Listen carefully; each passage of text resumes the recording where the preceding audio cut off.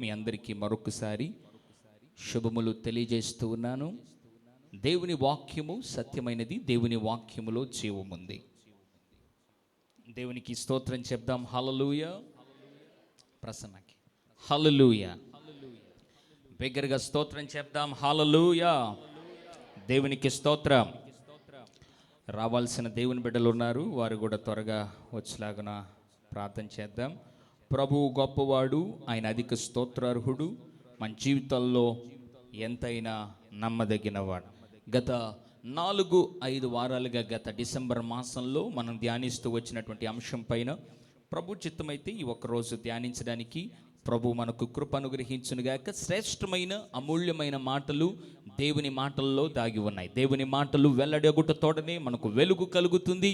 అవి తెలివి లేని వారికి తెలివిని పుట్టిస్తాయి. దానియేలు గ్రంథం మనం యథావిధిగా ధ్యానిస్తున్నటువంటి అంశం. ఎందుకంటే ఆల్ ఆఫ్ ఏ సడన్గా దాన్ని కట్ చేయటం నాకు ఇష్టం లేదు. సంపూర్ణంగా మనము ధ్యానించిన పిదప మనకు ప్రభు చాలా మంచి సమయాన్ని అనుకూలపరిచారు. కాబట్టి ప్రతి ఒక్కటి ధ్యానించి మన హృదయాల్లో భద్రపరచుకోవడానికి ప్రభు కార్యాలు మెండుగా మన జీవితంలో జరుగునుగాక. దానియేలు గ్రంథము 4వ అధ్యాయము 3వ వాక్యం ఒకసారి చదువుదాం. దానియేలు గ్రంథం 4:3. మనము డిసెంబర్ మాసంలో ఆపివేసినటువంటి అంశాన్ని తిరిగి ధ్యానించడానికి ప్రభు కృప అనుగ్రహించునుగాక. The book of Daniel chapter 4:3.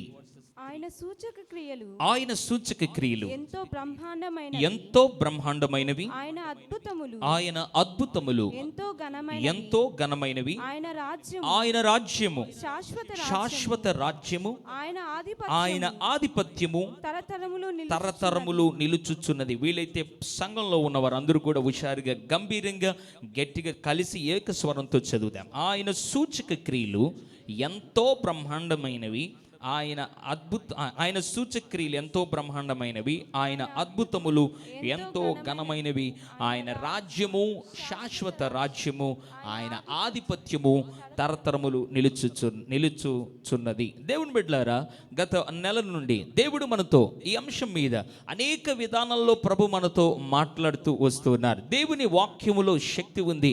దేవుని వాక్యము నిరంతరము నిలుచును. ఈ భూమి మీద ఏదైనా గతించిపోతుంది. అందుకే ప్రభు అన్నాడు కదా, ఆకాశం భూమి గతించిపోయినా కూడా నా మాటలు ఏమాత్రమును గతింపవు. దేవుని మాటల యొక్క వ్యాలిడిటీ ఎంతంటే ఎటర్నల్, నిత్యము ఉంటాయండి. ఎందుకంటే ఆయన మాటలు శక్తి కలిగినవి, ఆయన మాటల్లో జీవం ఉంది. కాబట్టి దానియేలు 4:3లో రాయబడిన వాక్యం, ఆయన సూచక క్రియలు ఎంతో బ్రహ్మాండమైనవి, ఆయన అద్భుతములు ఎంతో ఘనమైనవి. షడ్రక్ మేషక్ అబేద్నెగోలు అనబడినటువంటి దేవుని బిడ్డలు, యవనస్తులు బబులోను దేశములోనికి చెరలోనికి వెళ్ళిన పిదప అక్కడ నెబుకద్నెజర్ అనబడినటువంటి రాజు ఒక బంగారు ప్రతిమను నిలబెట్టి, దీనికి మీరు పూజించకపోతే లేదా సాగిల పడకపోతే మండుచున్న అగ్నిగుండంలో మిమ్మల్ని నేను పడవేస్తాను అన్నటువంటి కఠినమైన ఒక శాసనము జారీ చేసినప్పటికీ కూడా షడ్రక్ మేషక్ అబేద్నెగోలు దేవుని యొక్క నామం నిమిత్తం వారు నిలబడిన రీతి, వారిని ప్రభు రక్షించినటువంటి విధానాన్ని ఈ నెబుకద్నెజర్ ఎప్పుడైతే గమనించాడో, ఈ నెబుకద్నెజర్ వారు అగ్ని వాసన కూడా వారికి అంటకుండా, తల వెంట్రుకల్లో ఒకటైనా కూడా వారికి కాలిపోకుండా, ఈ అద్భుత కార్యము ఎప్పుడైతే దూరము నుండి నెబుకద్నెజర్ అనబడిన రాజు ఎప్పుడైతే విశ్లేషించి ఎప్పుడైతే గమనించాడో, సర్వలోకములో ఉన్నటువంటి సంస్థానములో ఉన్నటువంటి ప్రజలకు ఒక ఉత్తరము, ఒక లేఖ రాసి దానియేలు లేదా షడ్రక్ మేషక్ అబేద్నెగోలను కాపాడిన దేవుని యొక్క ఔన్నత్యాన్ని, గొప్పతనాన్ని సర్వలోకంలో ఉన్న ఆయా భాషలు మాట్లాడు వారికి ఒక లేఖ రాయాలని ఉద్దేశించిన వాడై 4వ అధ్యాయంలో అద్భుతమైనటువంటి లేఖ రాస్తూ 3వ వచనంలో అంటున్నాడు, ఆయన సూచక క్రియలు ఎంతో బ్రహ్మాండమైనవి, ఆయన అద్భుతములు ఘనమైనవి. నెబుకద్నెజరు ఆ సత్య దేవుని గురించినటువంటి ఆ యొక్క గంభీరమైనటువంటి వార్తను సర్వ ప్రపంచం కూడా తెలుసుకోవాలన్నటువంటి గొప్ప ఉద్దేశంతో ఆయన సూచక క్రియలు ఎంతో బ్రహ్మాండమైనవి, ఆయన అద్భుతములు ఎంతో ఘనమైనవి అన్నటువంటి మాట అక్కడ ప్రస్తావించాడు తన లేఖలో. Yes, our God is the God of science and wonders. మన దేవుడు సూచక క్రియలు అద్భుతములు చేసేటువంటి వాడు. అందుకే దైవజనుడైన మోషేతో ప్రభు వాగ్దానం చేశాడు. Exodus chapter 34:10. నిర్గమకాండం 34వ అధ్యాయం 10వ వచనం ఒకసారి చూద్దాం. Let's turn hour scriptures to exodus chapter 34:10. నిర్గమ 34:10 చదువుదాం. అందుకు ఆయన ఇదిగో నేను ఒక నిబంధన చేయుచున్నాను భూమి మీద ఎక్కడనైనను ఏ జనములో అయినను చేయబడని అద్భుతములు నీ ప్రజలందరి ఎదుట నేను చేశాను. జాగ్రత్తగా ఆలోచన చేస్తే దేవుడు దైవజనుడు ప్రవక్త అయినటువంటి మోషే గారితో అద్భుతమైనటువంటి మాట చెప్తున్నాడు. అంటున్నాడు, నేను నీ ప్రజల మధ్య అద్భుతాలు చేయబోతున్నాను. ఎటువంటి అద్భుతాలు అనంటే అందరి జీవితాల్లో, భూమి మీద ఆయా ప్రాంతాల్లో ఆయా ప్రజల జీవితాల్లో జరిగినటువంటి అద్భుతాలు కాదు, భూమి మీద ఎక్కడైనను ఏ జనములో అయినను చేయబడని అద్భుతములు నీ ప్రజల మధ్యలో నేను చేస్తాను అని దేవుడు ఏదో మాట వరుసకు చెప్పకుండా ముందు ఒక అద్భుతమైన మాట వాడుతున్నాడు. నేను ఒక నిబంధన చేయుచున్నాను. జాగ్రత్తగా ఆలోచన చేస్తే అద్భుతములు సూచక్రియలు అన్నటువంటిది మనం ఉపవాసం చేసి దేవుని దగ్గర పొందుకున్నటువంటివో, లేకపోతే దేవాను అద్భుతాలు చెయ్యి మనం ప్రాధేయపడవలసిందో కాదు. కానీ అద్భుతములు సూచక క్రియలు దేవుడు మన జీవితంలో చేస్తాడు, ఖచ్చితంగా చేస్తాడు అన్నది దేవుని నిబంధనలో ఒక భాగమై ఉంది. దేవునికి స్తోత్రం. ఆయన వాగ్దానం చేస్తున్నాడు. ఏమని తెలుసా? మోషే, నీతో ఒక నిబంధన చేస్తున్నాను. ఏంటి ఆ నిబంధన తెలుసా? భూమి మీద ఎక్కడైనను ఏ జనములో అయినను చేయబడని అద్భుతాలు నీ ప్రజల మధ్యలో నేను చేయబోతున్నాను. 2021వ సంవత్సరంలో ప్రవచనాత్మకంగా ప్రభు తన దాసుడైన నా ద్వారా నీతో మాట్లాడుతున్న మాట ఏంటంటే, ఈ సంవత్సరములో ఇది వరకు ఎన్నడూ చూడని, కని విని ఎరగని అద్భుతములు నీ కుటుంబములో ప్రభు చేయబోతున్నాడు. హల్లెలూయా. నీ వ్యక్తిగత జీవితంలో చేయబోతున్నాడు, నీ కుటుంబంలో చేయబోతున్నాడు, నీ పరిచర్యలో చేయబోతున్నాడు. భూమి మీద ఇంతవరకు ఎవరి జీవితంలో చేయబడని అద్భుతములు ఈ 2021 ప్రభు నీకు ప్రసాదించిన ఈ దయా కిరీటము అనబడిన ఈ సంవత్సరములో నీవు రుచి చూడబోతున్నావు. అట్లు ప్రభు జరిగించును గాక. అట్లు ప్రభు మీ జీవితములో నిబంధన ద్వారా ఆయన జ్ఞాపకము చేసుకుని ఆ గొప్ప కార్యములు తన నిబంధన ద్వారా ప్రభు జ్ఞాపకము చేసుకొని నెరవేర్చును గాక. ప్రియమైన వారలారా, సూచక క్రియలు, అద్భుతములు దేవుని నిబంధనలో ఒక భాగమై ఉంది. అందుకే యేసుక్రీస్తు ప్రభు వారి యొక్క పుట్టుక గురించినటువంటి అనేక ప్రవచనాలు పరిశుద్ధ గ్రంథంలో ఉన్నప్పటికీ ఏషియా 9:6లో రాయబడింది, ఏలయనగా మనకు శిశువు పుట్టెను, మనకు కుమారుడు అనుగ్రహించబడెను, ఆయన భుజము మీద రాజ్యభారముండును, ఆయన ఆశ్చర్యకరుడు, ఆలోచనకర్త, బలవంతుడైన దేవుడు, నిత్యుడగు తండ్రి, సమాధానకర్తయగు అధిపతి అని అతనికి పేరు పెట్టబడును. ఆయనకి ఏం పేరు పెడతదంట? 5 పేర్లు పెట్టబడ్డాయి. ఆ పేర్లలో మొదటి పేరేంటి? ఆశ్చర్యకరుడు. రెండవ పేరు ఆలోచనకర్త, బలవంతుడైన దేవుడు, నిత్యుడగు తండ్రి, సమాధానకర్త. మొదటి పేరు ఏంటంటే ఆశ్చర్యకరుడు. ఆంగ్ల తర్జుమాలో ఆశ్చర్యకరుడు అనబడినటువంటి ఆ మాటకు ఆంగ్ల తర్జుమాలో ఏం రాయబడిందంటే ఈజ్ వండర్ఫుల్ అని రాయబడింది. వండర్ఫుల్ అనబడిన మాట ఆ యొక్క ఆంగ్ల నిఘంటువులో గమనిస్తే అద్భుతకరుడు లేదా అద్భుతము. వండర్ఫుల్ అంటే అర్థం ఏంటి? అద్భుతము అన్నటువంటి ఆ యొక్క అర్థాన్ని కూడా ఇస్తుందని మనం గమనించగలం. ప్రియమైన వారలారా, hour God is the God of science and wonders. మన దేవుడే ఒక అద్భుతకరుడు.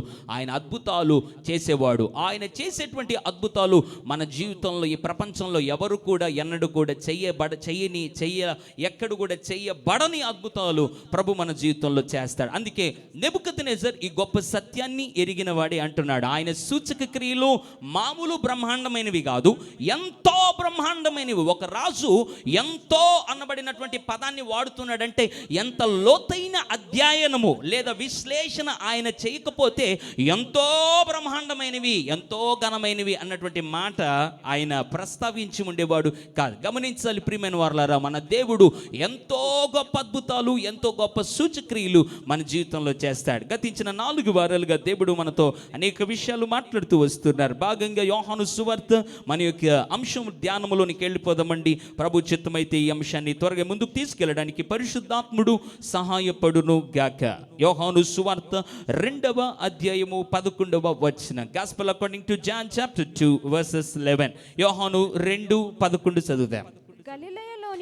గలిలయలోని కానాలో యేసు ఈ మొదటి సూచక్రియను చూడండి, ఈ మొదటి సూచక క్రియను చేసి తన మహిమను బయలుపరిచెను. అందువలన ఆయన శిష్యులు ఆయన యందు విశ్వాసముంచిరి. బైబిల్ తెలియజేస్తూ ఉంది, గలిలయలోని కానాలో యేసు ఈ మొదటి సూచక క్రియ చేసి ఏం చేశాడంట?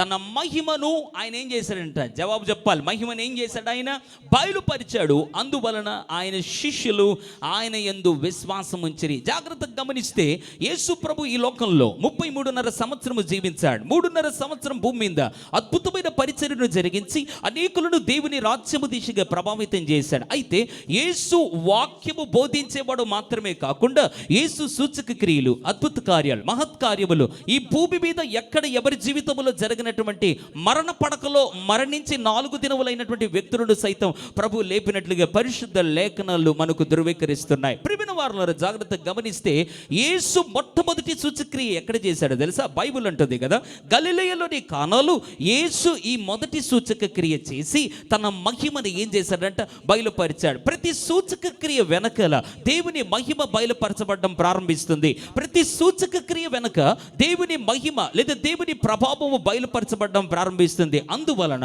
ఆయన శిష్యులు ఆయన యందు ఏముంచారంట? విశ్వాసం ఉంచిరి. సూచక్రియలు ప్రజలలో విశ్వాసాన్ని బలోపేతం చేస్తాయి. అంతమాత్రమే కాదు, సూచక్రియల వలన వాక్యము కూడా స్థిరపరచబడుతుంది అని మార్కు సువార్త ఆఖరి అధ్యాయము ఆఖరి వచనములో రాయబడింది. ఈ దినాన ప్రభు మనతో మాట్లాడుతున్నాడు. యేసు ఈ మొదటి సూచక క్రియ గలిలయలోని కానాలో జరిగించడానికి గల కారణం ఏంటి అని అంటే, జాగ్రత్తగా మనం ఆలోచన చేస్తే వివాహంలో ప్రభు చేయడానికి గల కారణం గత 4 వారాలుగా తరచుగా ఇది చెప్తూ వస్తున్నాను. ఎందుకు ప్రభు వివాహంలో చేశాడు? బైబిల్ తెలియజేస్తుంది. హెబ్రీ పత్రిక 13:4 వివాహము అన్ని విషయములలో ఘనమైనది. అందరు చెప్పాలి, వివాహము అన్ని విషయములలో ఘనమైనది. The marriage is the honourable in all. వివాహము అన్ని విషయములలో ఘనమైనది. అయితే గలిలయలో ఉన్నటువంటి వివాహం, గలిలయలో కానాలో జరుగుతున్నటువంటి ఈ వివాహంలో ఉన్నట్టుండి ఆల్ ఆఫ్ ఎ సడన్ గా ఆ వివాహము ఘనహీనమైనదిగా, ద్రాక్షారసము కొదువు ఏర్పడినప్పుడు యేసు తన సూచక క్రియ తెలియదన్న తన యొక్క మహిమను ప్రభు వాడడానికి గల కారణం ఏంటో తెలుసా? వివాహము అన్ని విషయములలో ఘనమైనది. మన జీవిత యాత్రలో అనేకమైన కార్యాలు, అనేక మంచి విషయాలు మన కుటుంబంలో జరుగుతూ ఉంటాయి. కొన్ని సందర్భాల్లో ప్రమోషన్స్ వస్తూ ఉంటాయి.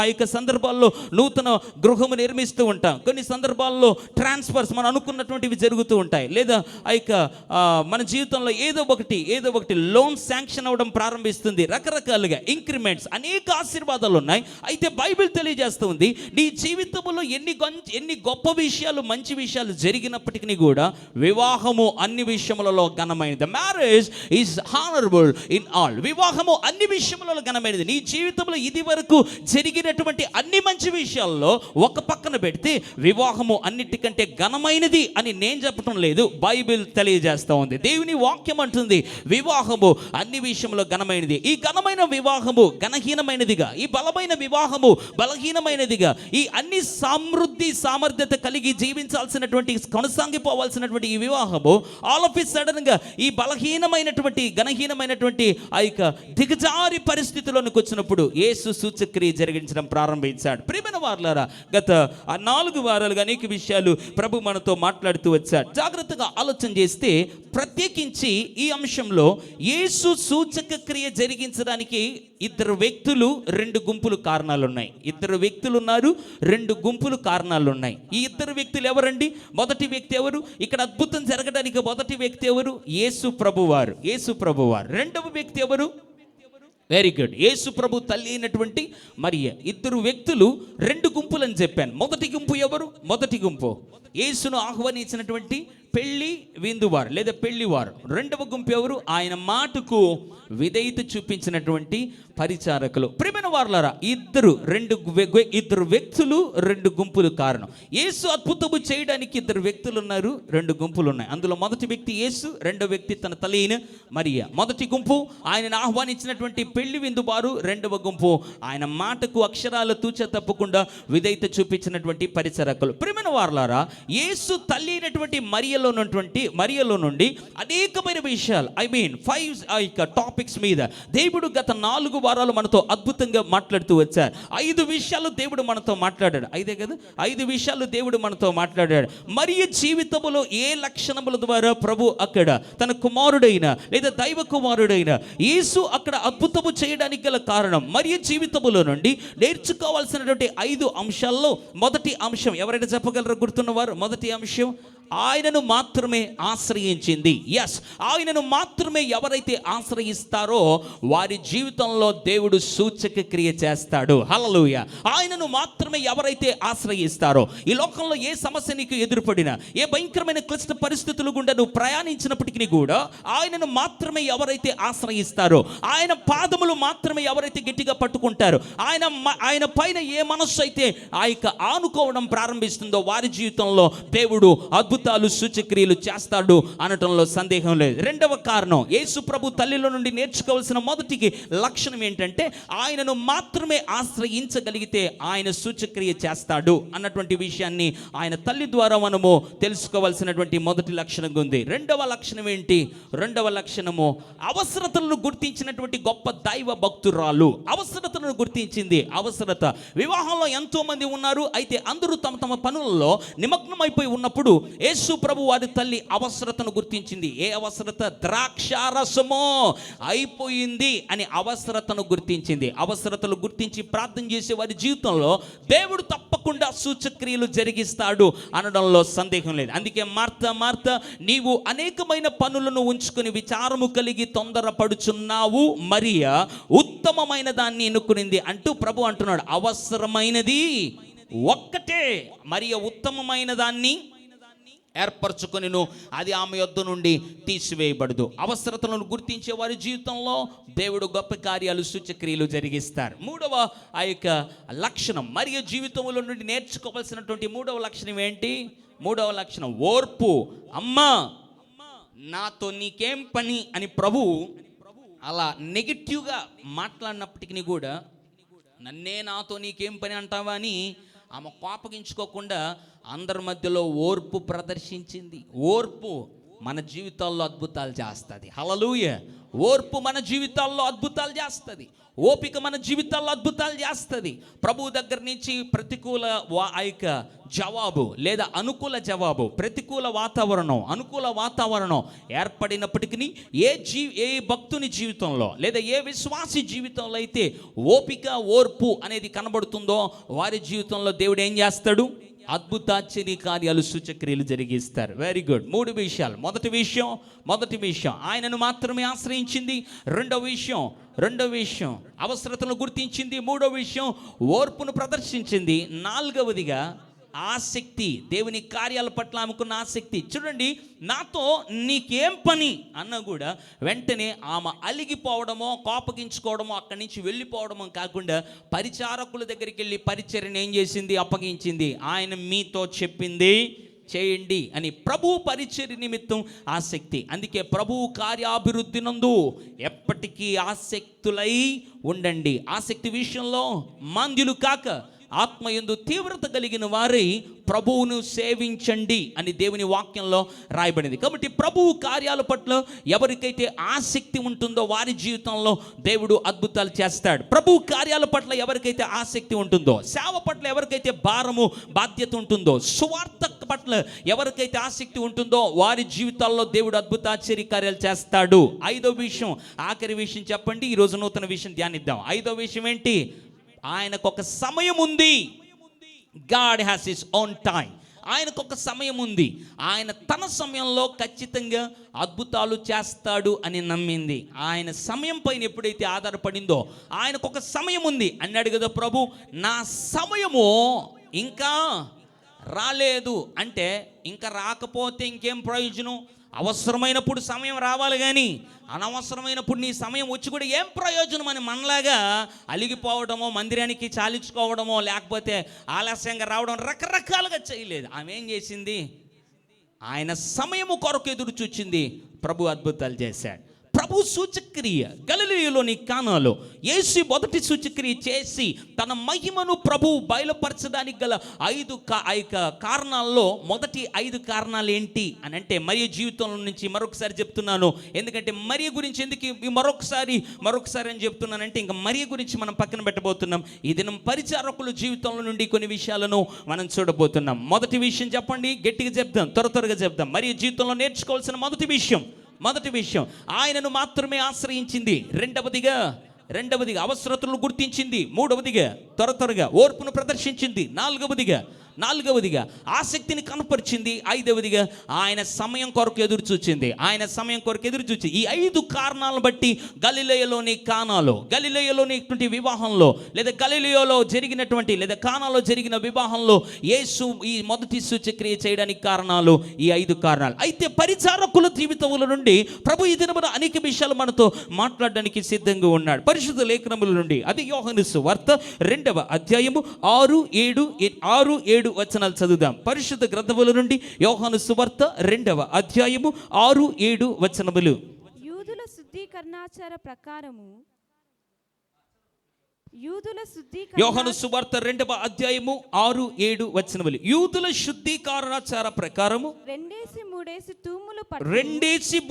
తూములు పట్టు 6 రాతి బాణలు అక్కడ ఉంచబడి ఉండెను. 6 రాతి బాణలు అక్కడ ఉంచబడి ఉండెను. యేసు ఆ బాణలు నీళ్లతో నింపుడని వారితో చెప్పగా వారు వాటిని అంచుల మట్టుకు నింపిరి. ప్రియమైన వారు జాగ్రత్తగా గమనిస్తే ఈ యొక్క వివాహములో అద్భుతము జరగడానికి గల కారణాల్లో మొదటి కారణము యేసు, 2వ కారణము తన తల్లి. 2 గుంపుల్లో మొదటి గుంపు ఆయనను ఆహ్వానించిన వారు, రెండవ గుంపు ఆయన మాటకు విధేయత చూపించిన పరిచారకుల జీవితం లేదా పరిచారకుల జీవితంలో నుండి ఈ దినమున మనము నేర్చుకోవాల్సినటువంటి అద్భుతమైన విషయాలను ప్రభు ఈ దినము తన చిత్తమును బట్టి తన చిత్తానుసారంగా దైవ లేఖనముల నుండి ప్రభు మనతో మాట్లాడటకు సిద్ధంగా ఉన్నాడు. ప్రియమైన వారలారా, 2వ అధ్యాయం 6-7 వాక్యములు గమనిస్తే యూదుల శుద్ధీకరణాచార ప్రకారము 2-3 తూములు పట్టు 6 రాతి బాణలు అక్కడ ఉంచబడి ఉండెను. 6 రాతి బాణలు అక్కడ ఉంచబడ్డాయి. బైబుల్ అంటుంది ఈ రాతి బాణలు ఎందుకొరకు ఉంచబడ్డాయి అనంటే ఈ ఒక్కొక్క రాతి బాణ జాగ్రత్తగా ఆలోచన చేస్తే నీళ్లతో నింపి యూదులు ఏం చేసేవారంటే శుద్ధీకరణాచార ప్రకారము అని బైబిల్లో రాయబడిన మాట మనము గ్రహించగలం. చూడండి 6 వచనములు అంటుంది కదా, యూదుల శుద్ధీకరణాచార ప్రకారము 2-3 తూములు పట్టు. 3 తూములు అంటే జాగ్రత్తగా ఆలోచన చేస్తే ఎన్ని లీటర్లలో కన్వర్ట్ చేస్తే 3 తూములు అంటే ఎన్ని లీటర్లు ఉండొచ్చు అనంటే ఇంచుమించు 120 లీటర్లు ఉంటాయండి.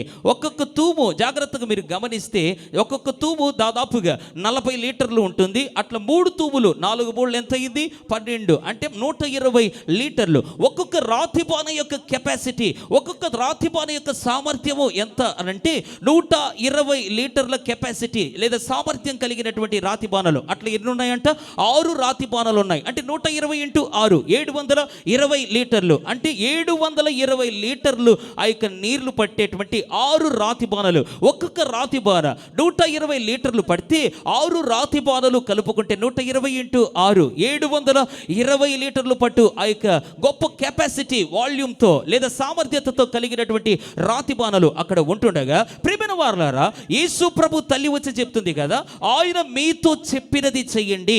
ఆయన మీతో ఏం చెప్పబోతాడో అది చెయ్యండి. నేనైతే వెళ్ళి ఆయనను కన్సల్ట్ అయ్యాను, నేనైతే వెళ్ళి ఆయనను అడిగాను, ఏదో ఒక అద్భుతం చేస్తాడనుకున్నాను. అయితే అమ్మ నాతో నీకేం పని అన్నట్లుగా ఆయన నన్ను పక్కన పెట్టి లేదా కాస్త ఆగు అన్నట్లుగా నన్ను అలా నిరాకరించాడు. అయితే ఖచ్చితంగా ఆయన అద్భుతం చేయబోతున్నాడు అని గ్రహించి పరిచారకుల దగ్గరికి వెళ్ళి ఆత్మ వలన, నిన్నటి వారములు మనం చూసాం కదా, గత వారాల్లో ఆత్మ వలన ప్రేరేపించబడి వెళ్ళి ఆ యొక్క పరిచారకులతో అంటుంది, ఆయన మీతో చెప్పినది చెయ్యండి, ఆయన మీతో చెప్పినది చెయ్యండి అని ఎప్పుడైతే అనిందో పరిచారకులు ఆ మాట గట్టిగా పట్టుకోవడం ప్రారంభించారు. ప్రభు ఇప్పుడు వారితో మాట్లాడుతున్నాడు. యేసు తన తల్లితో మాట్లాడడము ఆపివేశాడు. ఇప్పుడు పరిచారకులతో మాట్లాడుతున్నాడు. ఏమని మాట్లాడుతున్నాడు? ఆ బాణలను దేంతో నింపాలంట? ఆ బాణలను యేసు 7వ వచనం, ఆ బాణలు నీళ్లతో నింపుడని వారితో చెప్పగా వారు వాటిని అంచుల మట్టుకు నింపిరి. ప్రియమైన వారలారా, కొన్ని ప్రశ్నలు మీకు వేయాలని ఆశపడుతున్నాను. ఒక్కొక్క బాణ ఎన్ని లీటర్లు పడుతుందండి? 120 లీటర్లు. అట్లా 6 రాతి బాణలు ఎన్ని లీటర్లు పడతాయి కెపాసిటీ? 720 లీటర్లు పట్టేటువంటి రాతి బాణలను ప్రభు పరిచారకులతో ఏమంటున్నాడంటే బాణలను నీళ్లతో నింపుడి. ఇది వాస్తవానికి చెప్పమంటారా ఒక ఇర్రిలివెంట్ వర్క్ అండి. ఇర్రిలివెంట్ అంటే సంబంధము లేనటువంటి పనిని అప్పగిస్తున్నాడు. ఏంటి సంబంధము లేనటువంటి పని అని అంటే, జాగ్రత్తగా మీరు ఆలోచన చేస్తే మనకి ఇంతవరకు తెలుసో తెలియదో కానీ దేవుని యొక్క ఆత్మ వలన దేవుని యొక్క సన్నిధిలో ఉంటుండగా ప్రభు బయలుపరిచిన కొన్ని విషయాలను ఈ ఉదయకాలం ఎదుటి నేను ఉంచాలని ఆశపడుతున్నాను. ఈ రాతి బాణలు ఎందుకొరకు వాడారో తెలుసా? ఎందుకొరకు వాడేవారో తెలుసా? ద్రాక్షారసము నిలువ చేసుకుని అందరికీ వడ్డించడానికి వాడేటువంటి రాతి బాణలు కావు. ఎలా చెప్పగలము అనంటే, బైబిల్ తెలియజేసిన మాట ఏంటంటే, యూదుల వివాహముల్లో ద్రాక్షారసము పోసి ఉంచే బాణలు అని బైబిల్ తెలియజేయలేదు. బైబిల్ ఇచ్చినటువంటి మాట ఏంటంటే, యూదుల శుద్ధీకరణాచారం ప్రకారము 2-3 తూములు పట్టు 6 రాతి బాణలు. ఏంటి శుద్ధీకరణాచారం? ఏంటి శుద్ధీకరణాచారం? యూదులకు అనేకమైనటువంటి ఆచారాలు ఉండేవి.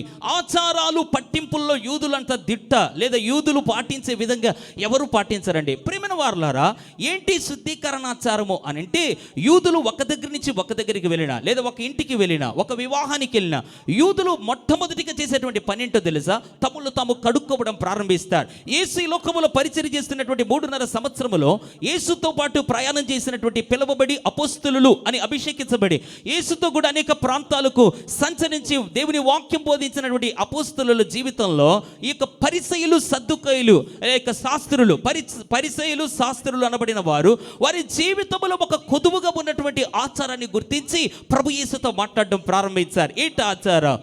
మార్కు సువార్త 7వ అధ్యాయం. Let's turn hour scriptures to gospel mark chapter 7. త్వరగా నేను చెప్పేటువంటి వచనాలు తెరుద్దాం. మార్కు సువార్త 7వ అధ్యాయం 1-4 వచనములు మనం చదువుగా విందాం. మార్కు సువార్త 7వ అధ్యాయం, గాస్పెల్ మార్క్ చాప్టర్ 7 వర్సెస్ 1-4. యెరూషలేము నుండి వచ్చిన పరిసయ్యులను శాస్త్రులలో కొందరును ఆయన యొద్దకు కూడి వచ్చి ఆయన శిష్యులలో కొందరు అదండి అపవిత్రమైన చేతులతో అనగా ఏ చేతులతో అంట? ఏ చేతులతో? అపవిత్రమైన చేతులతో అంటే ఇతరులను హత్య చేసి వచ్చిన చేతులు కాదు, కడగని చేతులతో భోజనము చేయుట చూచిరి. పరిసయ్యులను చూడండి జాగ్రత్తగా, యూదుల అందరూ పెద్దల పారంపర్యాచారమును బట్టి చేతులు కడుక్కుంటేనే గాని భోజనము చేయరు. మరియు వారు చూడండి జాగ్రత్తగా, సంత నుండి వచ్చినప్పుడు నీళ్లు చల్లుకుంటేనే గాని భోజనము చేయరు. ఇదియుగాక చూడండి ఎంత అద్భుతమైన మాట. ఇదియుగాక గిన్నెలను, కుండలను, ఇత్తడి పాత్రలను నీళ్లలో కడుగుట మొదలగు అనేక జాగ్రత్తగా గమనిస్తే మొదలగు అనేక ఆచారములను వారు అనుసరించని వారు. యూదుల యొక్క ఆచారములో భాగంగా బైబిల్ తెలియజేస్తూ ఉంది, యూదులు ఎటువంటి ఆచారము కలిగిన వారు అనంటే, మీరు జాగ్రత్తగా గమనిస్తే యేసు ప్రభు శిష్యులు ఒకనొక సందర్భములో చేతులు కడుక్కోకుండా భోజనం చేయడం ప్రారంభించారు. చేతులు కడుక్కోకుండా భోజనం చేస్తున్న ఆ యొక్క తరుణంలో అక్కడ ఉన్నటువంటి పరిసయ్యులు, శాస్త్రులలో కొందరు చేయమంటున్నారు తెలుసా? నీ శిష్యులు అపవిత్రమైనటువంటి చేతులతో ఏం చేస్తున్నారు? భోజనం చేస్తున్నారు. అపవిత్రమైన చేతులు అంటే వారి దృష్టిలో ఎటువంటి చేతులు? కడగని చేతులు. ఎందుకంటే యూదులు, పరిసయ్యులు, బైబిల్లో రాయబడిన మాట, యూదులందరికీ ఉన్నటువంటి లక్షణం ఏంటో తెలుసా? పెద్దల పారంపర్యాచారమును బట్టి వారు చేతులు కడుక్కుంటేనే గాని భోజనము చేయరు. మరొక మాట చెప్పమంటారా? సంత నుండి వారు సంతకు వెళ్ళినప్పుడు కానీ, సంత నుండి వచ్చినప్పుడు కానీ నీళ్ళు ఏం చేస్తారంటే యూదులు తలపైన ఏం చేస్తారు? చెప్పాలి, జవాబు చెప్పాలి. ఏం చేస్తారు? చల్లుకుంటేనే కానీ వారు భోజనము చేయరు. అది కాకుండా బైబిల్ అంటుంది మొదలగు అనేక ఆచారములు. ఏంట మొదలగు అనేక ఆచారములు తెలుసా? చేతులు కడుక్కోవట, లేదా నీళ్లు చల్లుకోవట, తర్వాత గిన్నెలు, కుండలు, పాత్రలు ఏం చేస్తూ ఉంటారంట? తరచుగా ఏం చేస్తూ ఉంటారంట? కడుగుతూ ఉంటారు. అందుకే ప్రభు యేసు తన ఉపమానముల్లో ఒక మాట చెప్పారు, మీరు గిన్నె పల్లెము వెలుపట కలుగుతారు కానీ లోపట కడగరు అనే ఆత్మీయ సత్యమును ప్రభు యేసు చెప్పారు. చూడండి, యూదులకు ఉన్నటువంటి లక్షణం ఏంటో తెలుసా?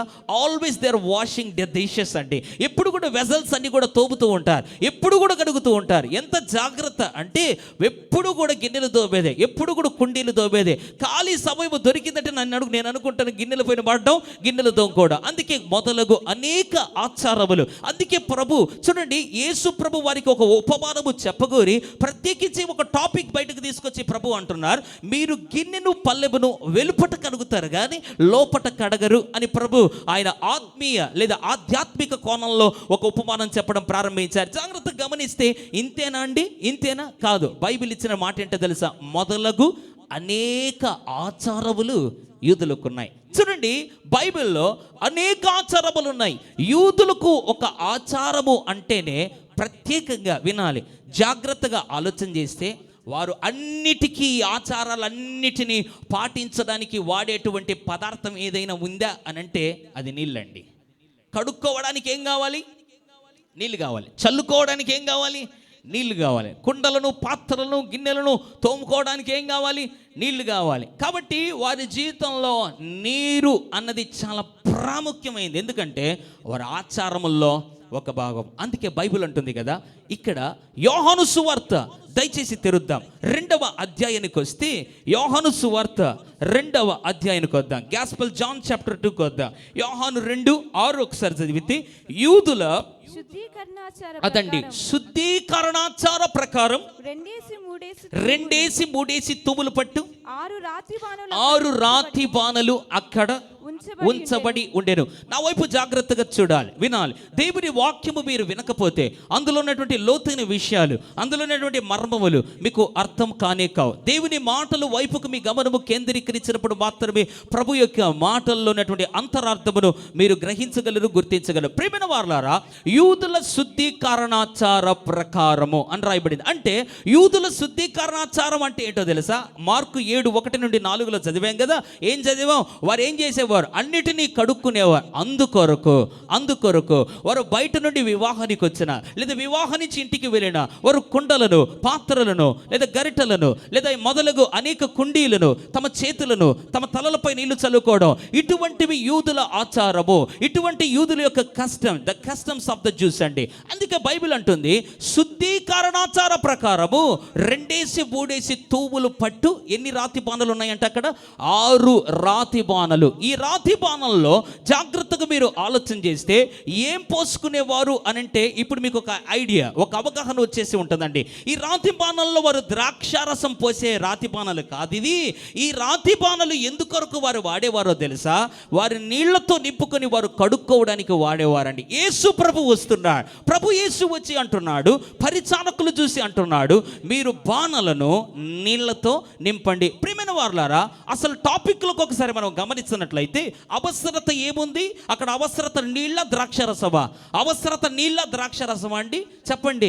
నీళ్ళ ద్రాక్షరసమా? ద్రాక్షరసం. సరే, నీళ్లు కాదు ద్రాక్షరసం అని మనందరికీ బాగా స్పష్టమే. అయితే ద్రాక్షరసము ఆల్రెడీ అయిపోయినప్పుడు అని బైబిల్లో రాయబడి ఉండగా అంతకుముందు ద్రాక్షరసం ఉంది అని అర్థమే కదా. అయిపోయినప్పుడు అంటే అర్థం ఏంటి? అంతకుముందు ద్రాక్షరసం సమృద్ధిగా ఉంది. అయితే ద్రాక్షరసము అంతకుముందు ఉన్న పాత్రలు ఏవి? ఇవే ఈ రాతి బాణలా లేదా లోపలుండే పాత్రలా? లోపలుండే పాత్రలండి. ఎందుకంటే అంతవరకు ద్రాక్షారసమును సర్వ్ చేసినటువంటి లేదా ద్రాక్షరసము నిలువ చేసి ప్రజలకు అక్కడి నుంచి ముంచి వెళ్ళి వడ్డించినటువంటి పాత్రలు ఈ రాతి బాణలకు సంబంధం లేదు. ఎందుకంటే అవి లోపల ఉండేవి. ఎందుకంటే ఇవి వివాహంలో విందులో కూర్చున్నటువంటి ఆ యొక్క విందుశాలలో ఏర్పాటు చేయబడినటువంటి పాత్రలే కానీ ఇవి బయట ఉండేటువంటి రాతి బాణలు వాటికి ఏ సంబంధం కూడా లేదు. 2 ఇర్రిలివెంట్ టాపిక్స్లో ప్రభు డీల్ చేయడం ప్రారంభిస్తున్నాడు. జాగ్రత్తగా ఆలోచన చేస్తే వారికి అక్కడ కావాల్సింది ద్రాక్షారసం కానీ నీరు కాదు. వారు వాడేటువంటి పాత్రలు ద్రాక్షారసానికి వేరే. అయితే ఇక్కడ శుద్ధీకరణాచార ప్రకారము వాడేటువంటి నీళ్లు పోసే పాత్రల దగ్గరకు వచ్చి ప్రభు ఒక ఇర్రిలివెంట్ టాపిక్ తీసుకొచ్చి ఆ యొక్క పరిచారకులతో మాట్లాడుతున్నాడు. మీరు బాణలను దేంతో నింపండి? నీటితో నింపండి. మీరు బాణలను నీళ్లతో నింపండి. ఒక్కొక్క బాణ 120 లీటర్లు పడితే 6 రాతి బాణలు 720 లీటర్ల యొక్క నీళ్లు పట్టేటువంటి కెపాసిటీ. ప్రియమైన వారలారా, ఇప్పుడు ఒక మంచి విషయాన్ని మీకు చెప్పాలని ఆశపడుతున్నాను. పరిచారకులకు అంతకుముందు యేసు ఎప్పుడైనా తెలుసా అండి? యేసు తెలుసా? నోవే అండి. ఎందుకు తెలీదో తెలుసా? యేసు ప్రభు ఎవరో అన్నటువంటి విషయం పరిచారకులకు ఎందుకు తెలియదు అని అంటే that was the first introduction. అదే అండి, అక్కడ యేసు మొట్టమొదటి సూచక్రియ చేసి వివాహానికి పిలువబడిందే మొదటి సన్నివేశం. అంతకుముందు పరిచారకులకు యేసుకి ఏ సంబంధం కూడా లేదు. అయితే యేసు తల్లి అయిన మరియా ఆయన మీతో చెప్పినది చేయండి అని ఎప్పుడైతే చెప్పిందో ఆ మాట గట్టిగా స్టిక్ ఆన్ అయిపోయి ప్రభు వచ్చి అంటున్నాడు, బాణలను నీళ్లతో నింపండి. వినాలి జాగ్రత్తగా, బాణలను నీళ్లతో నింపండి. ఆ మాట ఎప్పుడైతే ప్రభు అన్నాడో, ప్రభువా ఈ బాణలు శుద్ధీకరణాచార ప్రకారము కదా మేము వాడుకునే దానికి ఉంచినటువంటివి, అయిపోయినది ద్రాక్షారసము. అయితే ద్రాక్షారసము నిలువ చేసేటువంటి పాత్రలు లోపల ఉన్నాయి. ద్రాక్షారసము అయిపోయింది ఎక్కడో తెలుసా? వినాలి, ద్రాక్షారసము అయిపోయింది ఎక్కడో తెలుసా? ఈ రాతి బాణంలో కాదు, లోపల ఉండే పాత్రలో అయిపోయింది. ద్రాక్షారసము అయిపోయింది రాతి బాణంలో కాదు, లోపలుండే పాత్రల్లో అయిపోయినాయి. అయితే ఈయనేంది నీళ్లతో నింపమంటున్నాడు అని చెప్పి వారిలో ఒక డౌట్ రైజ్ అవ్వడమో లేకపోతే రకరకాల సందేహం వాళ్ళ నుంచి బయలుదేరడమో బైబిల్లో కనిపించలేదు. కానీ ఆయన బాణలను నీళ్లతో నింపండి అని ఎప్పుడైతే ప్రభు చెప్పారో పరిచారకులందరూ కూడా ఏకతాటి మీదకి వచ్చారు. ఏకతాటి మీదకి వచ్చి వారు చేసిన అద్భుతమైనటువంటి ఆ యొక్క పని ఏంటో తెలుసా? ఆయన అప్పగించిన పనిని అప్పగించినట్లుగా చేయడానికి నమ్మకత్వం కనపరిచారు. దేవునికి స్తోత్రం. ఆయన అప్పగించిన పనిలో వారు కనపరిచినటువంటి నమ్మకత్వాన్ని ఆధారం చేసుకుని ప్రభువు మొట్టమొదటి సూచక్రియ చేస్తున్న మహిమను బయలుపరిచాడు. చప్పట్లు కొడదామా? దేవునికి మహిమ చెల్లిద్దాం. గట్టిగా ప్రభు యేసుకు మహిమ చెల్లిద్దాం. అప్పగించబడినటువంటి పని, ఇర్రిలవెంట్ వర్క్. ప్రభువు అప్పగించినటువంటి పని. ఎటువంటి పని అప్పగిస్తున్నాడు? అరే మీకు ద్రాక్షారసము కావాలా? పద వంట రూమ్కి వెళ్దాం, లేదా పద డైనింగ్ హాల్కి వెళ్దాం. ఎక్కడ ద్రాక్షారసం ఉన్నటువంటి కుండీలు చూపించండి. ఆ కుండీల దగ్గరికి వెళ్ళి ద్రాక్షారసము వచ్చునుగాక అని అంటే బహుశా ద్రాక్షరసం వచ్చుండేది. ఎలా చెప్పగలనో తెలుసా? శూన్యములో భూమి కలుగును గాక అని ఆయన పలుకగా ఒక బ్రహ్మాండమైన సువిశాలమైనటువంటి ఎవరు ఇంతవరకు ఆ యొక్క వైశాల్యత ఆ యొక్క కనపరచబడలేనటువంటి అంత గొప్ప బ్రహ్మాండమైన భూమిని ఆయన మాట ద్వారా కలుగు చేసినప్పుడు ఆ పాత్రల దగ్గరికి వెళ్ళి ఎగ్జాక్ట్గా ద్రాక్షారసము వచ్చునుగాక, లేదా ద్రాక్షారసము ఉబికి వచ్చునుగాక, లేదా ద్రాక్షారసము పుట్టునుగాక అని ఒకవేళ ఆయన మాటలాడి ఉంటే ద్రాక్షరసం వచ్చి ఉండేది. అయితే ఆయన ఆ పాత్రల దగ్గరికి వెళ్ళటం లేదు, అవసరత ఉన్నటువంటి పదార్థం దగ్గరికి వెళ్ళటం లేదు, ఇర్రిలవెంట్ పాత్రల దగ్గరికి, సంబంధము లేనటువంటి పాత్రల దగ్గరికి వచ్చాడు. సంబంధము లేనటువంటి పదార్థాన్ని ఉపయోగిస్తున్నాడు. అర్థమైందా మీకు? అర్థమైందా? అక్కడ పాత్రలు వేరు, అక్కడ వాడేటువంటి పాత్రలు వేరు, అక్కడ కావాల్సిన పదార్థం కూడా వేరు. ఇక్కడ ప్రభు తీసుకొచ్చినటువంటి పాత్ర వేరు, ఇక్కడ ఆయన వాడేటువంటి వారితో వాడించేటువంటి పదార్థం కూడా వేరు. చూడండి, లోపల వాడేటువంటి పాత్ర వేరు, లోపల కావాల్సినటువంటి పదార్థము వేరు. అయితే ప్రభు ఇక్కడ తీసుకొచ్చినటువంటి పాత్రలు వేరు, ప్రభు వాడేటువంటి పదార్థం కూడా వేరు. చూడండి, నీళ్లతో నింపమన్నప్పుడు చూడండి, ఆల్ ఆఫ్ ఇట్ సడన్ గా పరిచారకుల డైరెక్షన్ ఆయన మార్చడం ప్రారంభించాడు. పరిచారకుల మైండ్ అంతా కూడా ద్రాక్షరసం అయిపోయింది కాబట్టి పరిచారకుల మైండ్ అంతా కూడా ఎక్కడ ఉంటుందో తెలుసా? ఆ పాత్రల దగ్గరికే ఉంటుంది. ఆ పాత్రల దగ్గరికి వస్తాడేమో, అక్కడ అద్భుతం చేస్తాడేమో. పరిచారకుల మైండ్ అంతా ఎట్టుంటుందో తెలుసా? అక్కడ ద్రాక్షరసము ఊపికి వస్తుందేమో అన్నటువంటి ఆశాభావం ఉంటుందే తప్ప ఈ పాత్రల పైన ఎటువంటి ఆలోచన కూడా రాదు. కారణం ఏంటి అనంటే ఈ పాత్రలు ద్రాక్షారసము కొరకు ఉంచబడిన పాత్రలు కాదు, ఇవి శుద్ధీకరణాచారము కొరకు ఉంచబడిన పాత్రలు. అయితే ప్రియమైన వారలారా, సంబంధము లేని పాత్రలు చూపిస్తున్నాడు, సంబంధము లేని పదార్థాన్ని వాడుతున్నారు. వారికి కావాల్సినటువంటి పాత్రలు వేరు, అక్కడ వారికి అవసరమైనటువంటి పదార్థం వేరు. అయితే బాణలను నీళ్లతో నింపండి అన్నప్పుడు సంబంధము లేనటువంటి పనిని అప్పగించిన కూడా పరిచారకులు ఏం చేస్తున్నారో తెలుసా? ఆయన అప్పగించిన పనిలో నమ్మకత్వం కనపరచడం ప్రారంభించారు. చూడండి, ఏదో ఒక గ్లాసు మంచినీళ్ళు ఇవ్వండి అన్నప్పుడు హడావిడిలో ఉన్నప్పుడు ఒక గ్లాసు మంచినీళ్ళు ఇవ్వడం సులభమే, లేదా 10 గ్లాసులు ఇవ్వమంటే వాళ్ళకి ఓపుకుంటే ఇవ్వగలరు. ఒక బిందెడు నీళ్ళు ఇవ్వమంటే ఇంకా మంచివారైతే ఇవ్వగలరు. 720 లీటర్ల నీళ్ళను నింపండి అన్నప్పుడు ఆ టైంలో ఏ విధము చేతనైనా కూడా ఎవరికి కూడా ఏముండదు, ఓపిక ఉండదు. ఇంకొక విషయం చెప్పమంటారా? ఆ పరిచారకులు, బైబిల్ తెలియజేస్తుంది, ఆ వివాహములో పరిచారకులే కానీ ప్రభువుకు పరిచారకులు కాదండి. మీకు అర్థమైందా?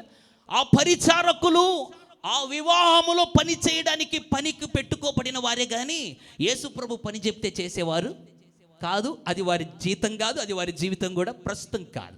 చూడండి, అసలు మా ఓనరా నువ్వు? చూడండి, వివాహంలో పెరుగు చట్నీ ఒకటి వడ్డిస్తూ ఉంటాడు, గోంగూర ఒకటి వడ్డిస్తూ ఉంటారు, అట్టిపండ్లు ఒకటి ఇస్తూ ఉంటాడు, బిర్యానీ ఒకటి పెడుతూ ఉంటాడు.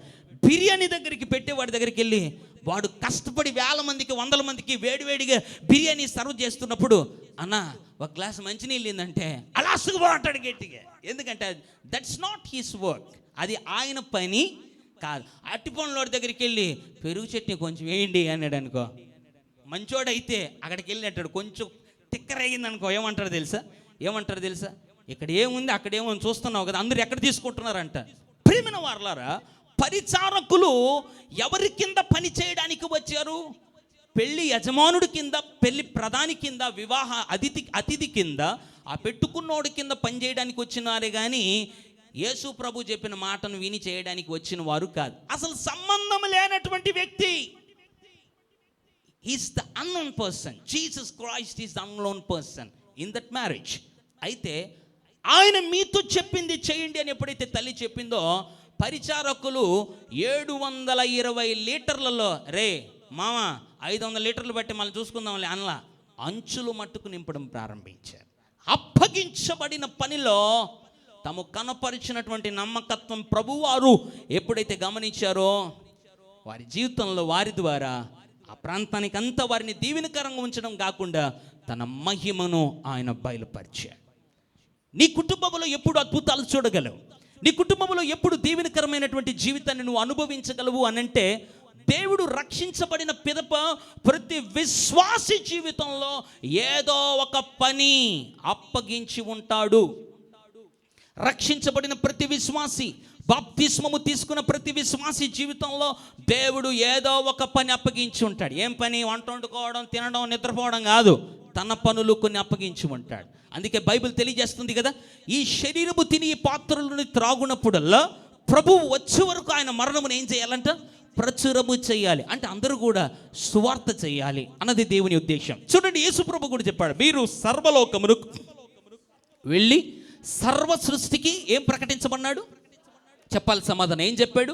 సువార్తను ప్రకటించండి అని ప్రభు అన్నాడు. ప్రియమైన వారిని జాగ్రత్తగా గమనిస్తే, పరిచారకులు బాణలను నీళ్లతో నింపండి అన్నప్పుడు సంబంధము లేని పని ఈయన తగిలించి అప్పగించినా కూడా వారు నమ్మకత్వం చూపించడం ప్రారంభించారు. నీ జీవితంలో ఎందుకు ప్రభు గొప్ప కార్యాలు చేయలేకపోతున్నాడు? నీ కుటుంబంలో ఎందుకు ప్రభు సూచక్రియలు చేయలేకపోతున్నాడు? నీ కుటుంబంలో ప్రభు ఆశ్చర్య కార్యాలు ఎందుకు చేయలేకపోతున్నాడు తెలుసా? అన్ని కారణాలు ఉండొచ్చు, ఎన్నో కారణాలు ఉండొచ్చు. అయితే అందులో ఒక కారణం ఏంటో తెలుసా? ప్రభు నిన్ను ప్రేమించి ఇచ్చినటువంటి తలాంతులో నువ్వు నమ్మకంగా లేవు. You are not faithful in the talents given by the Lord Jesus. దేవుడు ఇచ్చినటువంటి ఆ యొక్క తలాంతులు, దేవుడు అప్పగించినటువంటి పనిలో ఎవరైతే అపనమ్మకస్తులుగా జీవిస్తూ ఉంటారో వారి జీవితంలో దేవుడు అద్భుతాలు, సూచక క్రియలు చేయలేడు. పరిచారకుల్లో నుండి ప్రభు అద్భుతాశ్చర్య కార్యాలు, పరిచారకుల జీవితం ద్వారా ప్రభు ఎందుకు అంత గొప్ప ఆశ్చర్య కార్యం, సూచక్రియ జరిగించి తన మహిమను ఆ యొక్క వివాహంలో ప్రభు బయలుపరచడానికి గల కారణం ఏంటో తెలుసా? అప్పగించబడిన పనిలో నమ్మకత్వం. ప్రియుడ, నీకు దేవుడు అప్పగించిన పనిలో 2020 సంవత్సరంలో ప్రభు నీతో మాట్లాడుతున్నాడు. బహుశా నీవు సువార్త చెప్పగలవా? అయితే ఆ పనిలో నువ్వు నమ్మకంగా ఉన్నావా? లేదా దేవుడిని ప్రేమించి పాడే వరము ఇచ్చాడా? ఆ కృపావరములో నువ్వు నమ్మకంగా ఉన్నావా? దేవుడు నీకు వాయిద్యాలు వాయించే కృప ఇచ్చాడా? ఆ కృపలో నువ్వు నమ్మకంగా ఉన్నావా? ఇతరులకు ఈజీగా దేవుని సువార్తను ప్రకటించి మందిరానికి నడిపించేటువంటి కృపావరము పొందుకొని ఉన్నావా? ఆ పనిలో నువ్వు నమ్మకంగా ఉన్నావా? దేవుడు నీకు అప్పగించిన పనిలో, దేవుడు నీకు నమ్మి అప్పగించిన పనిలో నీవు నమ్మకస్తుడు కానంత వరకు కూడా నీ కుటుంబంలో అద్భుతములు చూడలేవు, నీ కుటుంబంలో ఆశ్చర్య కార్యములు చూడలేవు. నమ్మకత్వం. దేవుడు అప్పగించిన పనిలో ఎవడైతే నమ్మకంగా జీవిస్తాడో, ఎవడైతే దేవుడు తనకు అప్పగించిన పనిలో నమ్మకంగా జీవిస్తాడో వాని జీవితంలో దేవుడు అద్భుతాలు చేస్తాడు. అంత మాత్రం కాదు, వారి ద్వారా దేవుడు అద్భుతాలు చేస్తాడు. వాని జీవితంలో అద్భుతాలు చేయడం మాత్రమే కాకుండా వాని ద్వారా ప్రభు అద్భుతాలు చేస్తాడు. నమ్మకత్వం. దేవుడు తన పనిలో నీకు ఇచ్చిన అప్పగించిన పనిలో, దేవుడు నిన్ను ప్రేమించి అప్పగించినటువంటి పనిలో నువ్వు నమ్మకస్తుడుగా ఉన్నావా? ఈ ఉదయకాల సమయంలో ఆత్మదేవుడు మాట్లాడుతున్నాడు. 2020 సంవత్సరంలో నీకు పాడే కృపావరం ఇచ్చాడు. 2020 సంవత్సరంలో దేవుడు నీ జీవితంలో వాయిద్యములు వంచే కృప ఇచ్చాడు.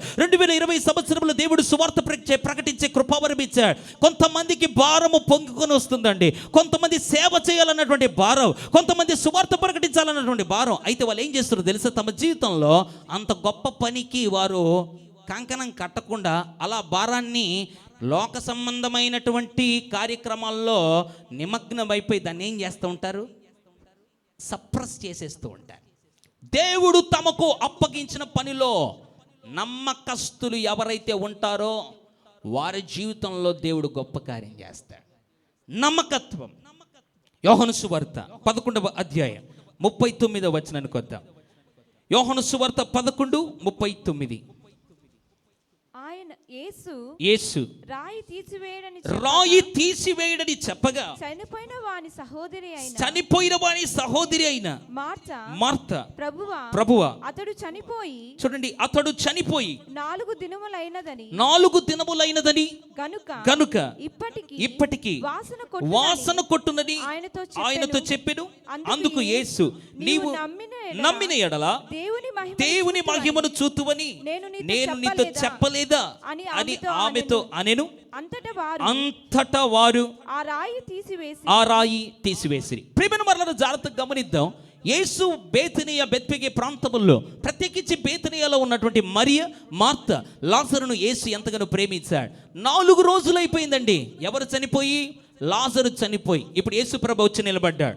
4 రోజులు అయిపోయినటువంటి సమాధి దగ్గర యేసు ప్రభు నిలబడి ఏమంటున్నాడు తెలుసా? అక్కడ నిలబడి ఆయన చెప్పినటువంటి మొదటి పని ఏంటంటే, ఆ రాయి ఏం చేయమన్నాడు?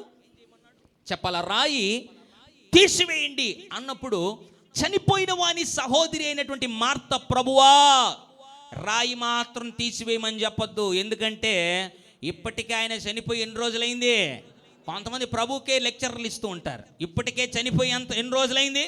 4 రోజులైంది అన్నప్పుడు ప్రభు వారు నోరు తెచ్చి చెప్పారు, నువ్వు నమ్మిన ఎడల దేవుని మహిమను చూస్తావు అని ప్రభు ఎప్పుడైతే చెప్పాడో, ఆ మాటని అక్కడ ఉన్నటువంటి శిష్యులు ఎప్పుడైతే అందుకున్నారో, ఆ పని వారికి ఎప్పుడైతే అప్పగించబడిందో, ప్రభు ఏం అప్పగించాడు? రాయిని తీసివేయండి అన్నాడు. వెంటనే ఆ యొక్క మాటను అందుకున్నటువంటి శిష్యులు ఏం చేశారు తెలుసా? వెళ్ళి రాయిని తీసివారు. మీకు ఒక ప్రశ్న వేయాలని ఆశపడుతున్నాను. చూడండి, లోపలుండేటువంటి లాజర్ను లేపడం కష్టమా?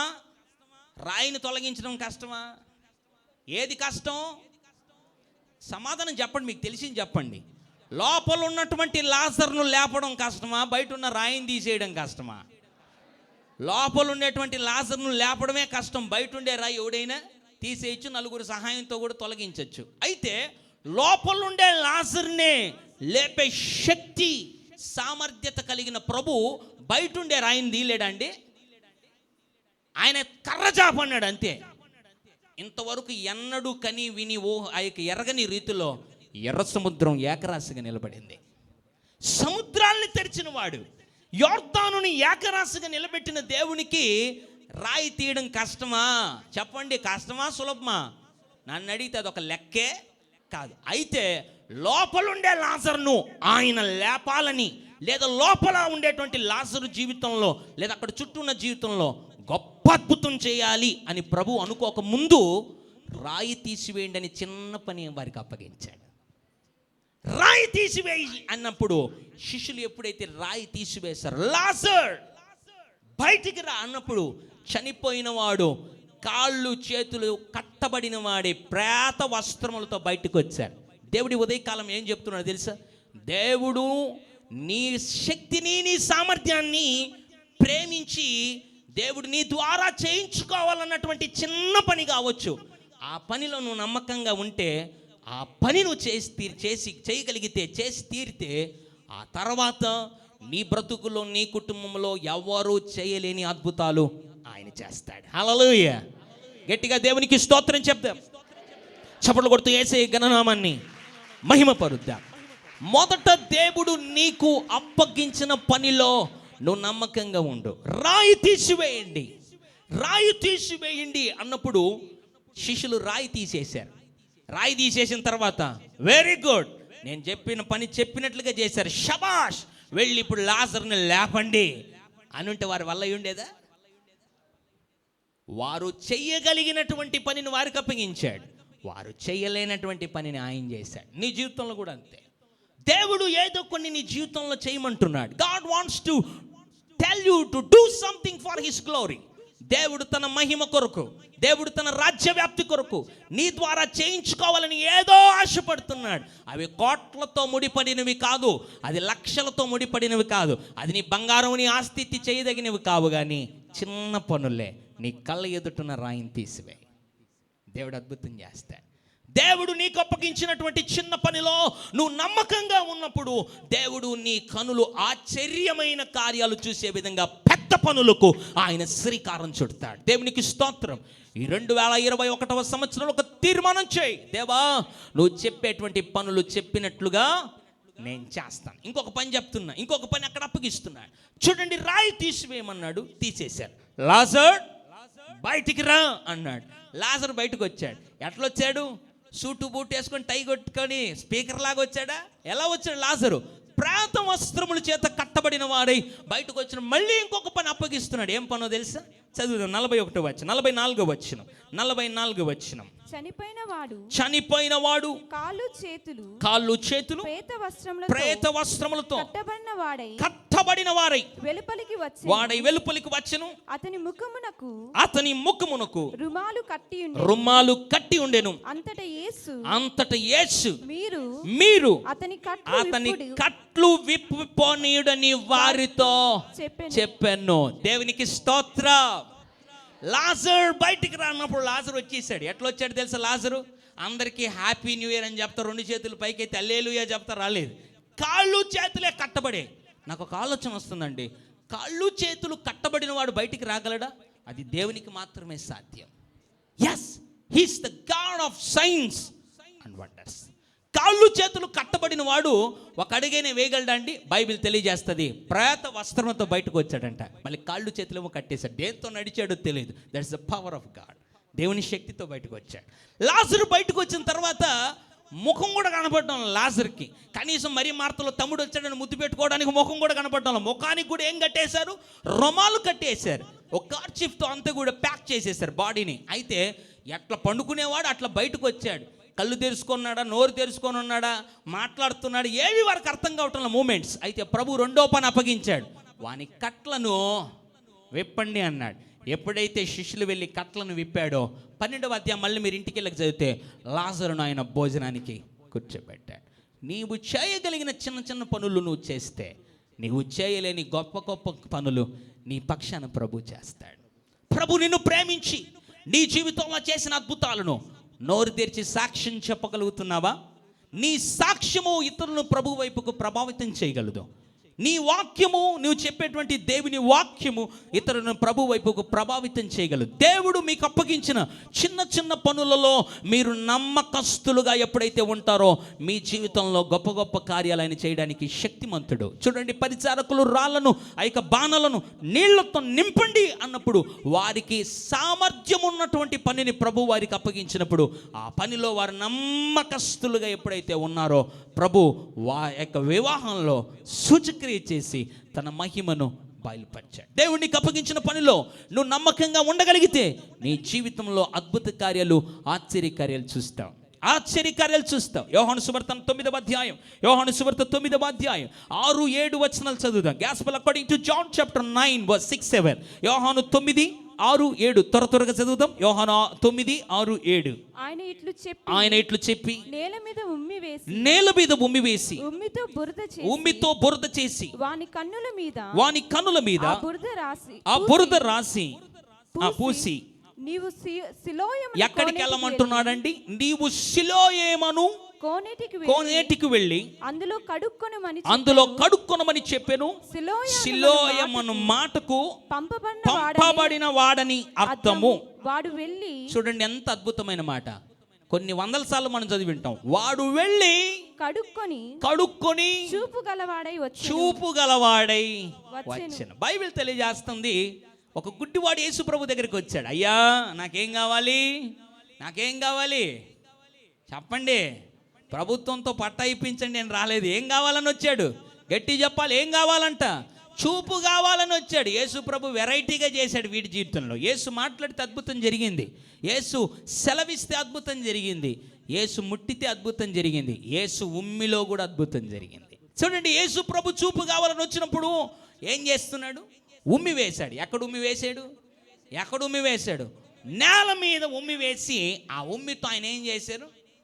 ఏమండి, మీరు ఎక్కడికైనా అద్భుతాలు కావాలని నూనె సీసా కోసం పోయినప్పుడు ఆ పాస్టర్ గారు ఉమ్మి వేసి కింద బురద చేశాడు అనుకోండి, రేపు పేపర్లోకి వచ్చేది అది వచ్చేస్తుందా లేదా? వచ్చేస్తుంది. ఉమ్మి వేసి బురద చేసి ఆయనకి ఏం చేశాడు? యేసయ్య వ్యాసిలిన్ పూసినట్టు పూసినాడు కళ్ళకి. అలా బురదతో ఉమ్మి చేసి ఆ ఉమ్మితో బురద చేసి కళ్ళకి పూసేసరికి వాడికి ఏం జరుగుతుందో కనబడకపోయినా అర్థమవుతూ ఉంది. ఎందుకంటే గుడ్డి వారికి చాలా పవర్ ఉంటుంది. బ్రెయిల్ లిపి ద్వారా వారు బైబిల్ని కూడా స్పష్టంగా చదవగలరు, పొళ్ళు పోకుండా కూడా. మీరు బ్లైండ్ స్కూల్కి లేదా బ్లైండ్ పీపుల్ చదువు వచ్చిన వారు ఉంటారు. వారి దగ్గరికి వెళ్తే బైబిల్ చదవమంటే వాళ్ళకి ఒక బ్రెయిల్ లిపిలో ఒక బైబిల్ ఉంటుంది. ఆ బైబిల్లో అలా చేయబెట్టగానే ఏ చాప్టర్లో ఉన్నాం, ఏ వచనంలో ఉన్నాం, ఏ అక్షరం ఉంది, ఎక్కడ ఫుల్ స్టాప్ కూడా వారు చెప్పగలిగిన సాధారణమైన జ్ఞానం వారికి ఉంటుంది. చూడండి, ఆ బురద పూసినప్పుడు ఆ గుడ్డివాడికి అది బురదని తెలిసి ఉంటుందో తెలియదా? ఖచ్చితంగా బురద ఏదో మట్టి పూసాడు, మొత్తానికి ఉమ్మి వేసింది తెలుసో తెలీదో నాకైతే తెలియదు, కానీ బురద పూసింది మాత్రం వాడు స్పర్శించుంటాడు. పూసిన తర్వాత ఇప్పుడు కళ్ళు తెరవబడునుగాక అన్నాడా అండి? తెరవబడునుగాక అనలా. ఏమన్నాడు? నీవు వెళ్ళి ఎక్కడ కడుక్కోమన్నాడు? సిలోయమును కోనేటికి వెళ్ళి అందులో నువ్వేం చేయాలంట? కడుక్కో. అప్పుడు వాడికి ఒక ప్రశ్న వచ్చి ఉండాలి, అంతగా వెళ్ళి నేను కడుక్కుంటే గుడ్డితనం ఎందుకు? దీన్ని స్వస్థపరచడానికి నువ్వెందుకు? నేను వెళ్ళలేని వాడని కాదా నా యొక్క బాధ. సిలోయమును కోనేడు ఎక్కడుందో నాకు తెలియదు, ఆ కోనేటికి వెళ్ళి కడుక్కోమన్నప్పుడు అవునా అని చెప్పి కొంతమందిని వాడికి పరిచయం చేసి మీరు వెళ్ళి తీసుకెళ్ళండి, తనని చేతులు పట్టి తీసుకువెళ్ళండి అనలా. వెళ్ళి సిలోయములో కడుక్కోమన్నప్పుడు బైబిల్ తెలియజేస్తుంది వాడు ఎట్లా వెళ్ళాడో తెలియదండి. వెళ్ళి అక్కడ కడుక్కుని తర్వాత బైబిల్ ఇచ్చినటువంటి మాట ఏంటో తెలుసా?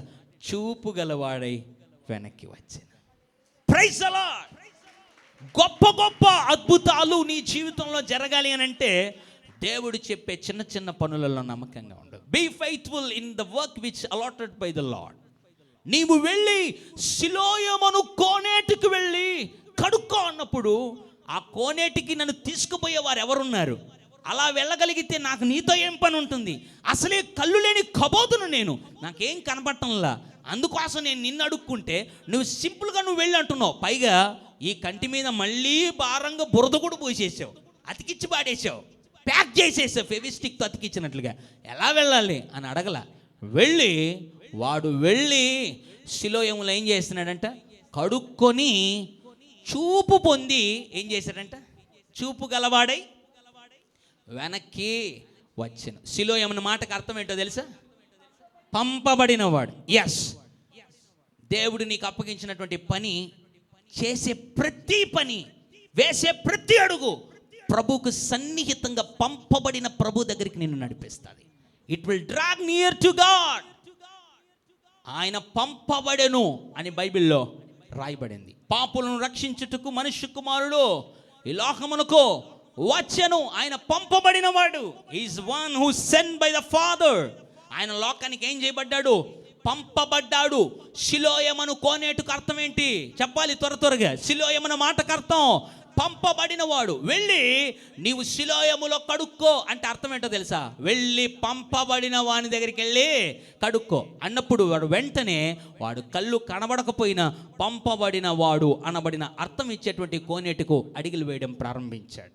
నీ జీవితంలో దేవుడు నీకు అప్పగించిన పని చేయడానికి ఎప్పుడైతే ఒక తీర్మానం చేస్తావో ప్రతి అడుగు క్రీస్తు యేసుకు నిన్ను సమీపంగా చేస్తుంది. It will drag you and your family closer to God day by day. దేవుడు ప్రతిరోజు నిన్ను ప్రతిరోజు తీసుకొస్తాడు. ప్రతిరోజు నీ జీవితంలో దేవుడు అద్భుతాలు చేస్తాడు. ప్రతి గంటకు దేవుడు నీ జీవితంలో అద్భుతం చేస్తాడు. ప్రతి నిమిషంలో దేవుడు నీ జీవితంలో అద్భుతం చేస్తాడు. నువ్వు వెళ్ళి సిలోయమును కోనేటిలో కడుక్కో అన్నప్పుడు వాడు వెళ్ళి కడుక్కొని చూపు గలవాడై ఏం చేశాడు? మళ్ళీ వచ్చాడు. అంటే వెళ్తున్నప్పుడు వాడికి చూపు ఉందా అండి? వెళ్తున్నప్పుడు చూపు ఉందా లేదా? జవాబు చెప్పాలి. వెళుతున్నప్పుడు వాడికి చూపు ఉందా లేదా? లేదు. అంటే గుడ్డివాడుగానే వెళ్ళాడు, చెప్పిన పని చెప్పినట్టుగా చేశాడు. అయితే చేసిన తర్వాత చూపు గలవాడే అద్భుతముతో వెనక్కి వచ్చాడు. అద్భుతంతో వెనక్కి వచ్చాడు. నీ జీవితంలో దేవుడి ఉదయకాలశంలో మాట్లాడుతున్నాడు. అప్పగించిన పనుల నమ్మకంగా ఉన్నావా? పరలోక రాజ్య ఉపమానములు యేసు ఈ లోకంలో బోధిస్తూ ఉన్నప్పుడు పరలోక రాజ్య ఉపమానాలు, the parables about the heaven, పరలోక రాజ్య ఉపమానాలు ప్రభు యేసు చెప్తున్నప్పుడు ఒక అద్భుతమైనటువంటి ఆ యొక్క ఉపమానం చెప్పాడు. మార్కు 20, మత్తయి సువార్త 25వ అధ్యాయం. మత్తయి సువార్త త్వరగా వద్దామండి. 25వ అధ్యాయం. మత్తయి సువార్త 25వ అధ్యాయము 14వ వచనానికి వద్దాం. 25 గాస్పెల్ మాథ్యూ 25:14. పరలోక రాజ్యం, జాగ్రత్తగా వినాలి. చాలా సార్లు మనం విన్న మాటలే, అయితే దేవుడు నూతనంగా మనతో మాట్లాడును గాక. పరలోక రాజ్యము, ఒక మనుష్యుడు దేశాంతరమునకు ఎక్కడికి వెళ్ళాడంట? దేశాంతరమునకు ప్రయాణమై తన దాసులను పిలిచి తన ఆస్తిని వారికి అప్పగించి, అదే అండి, తన ఆస్తిని వారికి ఏం చేశాడంట? అప్పగించినట్లు ఉండును. పరలోక రాజ్య ఉపమానాల్లో యేసు ఒక అద్భుతమైన ఉపమానం చెప్పాడు. ఆ ఉపమానం ఏంటంటే పరలోక రాజ్యం ఎట్లుంటుంది, పరలోక రాజ్యం ఎట్లుంటుంది, what is the greatness of heaven, what is the wonderful things that are going in the heaven అన్నటువంటి ఆలోచన ప్రజల్లో అధికమైపోతూ ఉన్నప్పుడు పరలోక రాజ్య విషయంలో ప్రభు ఉపమానాలు చెప్పాడు. ఆ ఉపమానాల్లో ఒక ఉపమానం ఏంటో తెలుసా? పరలోక రాజ్యం ఎట్లుంటుంది అని అంటే ఒక మనుష్యుడు దేశాంతరమునకు ప్రయాణమై తన దాసులను పిలిచి తన ఆస్తిని ఏం చేశాడంట? జవాబు చెప్పాలి. తన ఆస్తిని ఏం చేశాడంట? అప్పగించాడు. తన ఆస్తిని ఏం చేశాడు? అప్పగించాడు. ఈరోజు మనకు అంశం ఏంటి? అప్పగించబడిన పనిలో నమ్మకత్వం. తన దాసులను పిలిచి ఏం చేశాడంట? అప్పగించాడు. ఏం అప్పగించాడు? తన ఆస్తినంతటిని అప్పగించాడు. ఏం అప్పగించాడు చూద్దాం. త్వరగా వద్దాం, మనకు తెలిసిన మాటలే. 16వ వచనం 17, 18 చదువుదాం. 5 తలాంతులు తీసుకొనిన వాడు వెళ్ళి 15 చదువమ్మా. అతడు ఒకనికి 5 తలాంతులను, ఒకనికి 2, ఒకనికి 1, ఎవని అదండి, అది ఆయన పక్షపాతం కలిగిన వాడు కాదు, ఎవని సామర్థ్యము చొప్పున వానికి ఇచ్చెను. రైట్. వెంటనే దేశాంతరం పోయాను. 5 తలాంతులు, జాగ్రత్తగా ఆలకించాలి, చూడాలి. 5 తలాంతులు తీసుకుని వాడు వెళ్ళి వాటితో వ్యాపారము చేసి మరి 5 తలాంతులు సంపాదించెను. అలాగునే 2 తీసుకుని వాడు మరి 2 సంపాదించెను. అయితే 1 తలాంతు తీసుకుని వాడు వెళ్ళి భూమి త్రవ్వి తన యజమానుని సొమ్ము దాచి పెట్టెను. ఒక మనుష్యుడు తన దాసులు లేదా 3 దాసులను పిలిచి తలాంతులు ఇచ్చాడు. 5 టాలెంట్స్ ఒకడికి ఇచ్చాడు. 5 తలాంతులు ఒకనికి ఇచ్చాడు. ఒకనికి ఎన్ని తలాంతులు ఇచ్చాడు? 2 ఇచ్చాడు. ఇంకొకటికి ఎన్ని ఇచ్చాడు? 1 ఇచ్చాడు. 5 తలాంతులు ఒకటికి ఇచ్చాడు. 2 తలాంతులు ఒకటికి ఇచ్చాడు. 1 తలాంతులు ఒకటి ఇచ్చాడు. అంటే ఆయనకు పక్షపాతం ఉందా? వానికేమో 5 ఇచ్చావు, నాకేమో 2 ఇచ్చావు, నాకేమో 1 ఇచ్చావు, నువ్వు మంచోడు కాదు, నువ్వు పక్షపాతం గలవాడు అనుకోవడానికి ఉందా? కాదు. అందుకే బైబిల్ ఇచ్చిన నిర్ధారణ ఏంటంటే ఎవని సామర్థ్యము కొలది వానికి ఇచ్చాడు. ఎవడు ఎంత చేయగలడో ఆయనకు తెలుసు. ఎవని ద్వారా ఎంత చేయించుకోవాలో ఆయనకు తెలుసు. ఆయన సామర్థ్యమును బట్టి అప్పగించాడు. తన ఆస్తిని అప్పగించాడు. అప్పగించి వెంటనే బైబిల్ చెప్పిన మాట ఏంటంటో తెలుసా? దేశాంతరం వెళ్ళిపోయాడు. అయితే ఒకరోజు వచ్చింది. ఏం జరిగింది చూద్దాం. 20వ వచనం చదువుదాం. అప్పుడు 5 తలాంతులు తీసుకొనిన వాడు మరి 5 తలాంతులు తెచ్చి అయ్యా నీవు నాకు 5 తలాంతులు అప్పగించి ఇవియుగాక మరి 5 తలాంతులు సంపాదించితినని చెప్పెను. 21 అతని యజమానుడు బలా నమ్మకమైన మంచి దాసుడా, నీవు ఈ కొంచెములో ఎట్లున్నాడంట? బైబిల్ చెప్పిన మాట ఏంటి? నీవు ఈ కొంచెములో ఎట్లున్నాడు?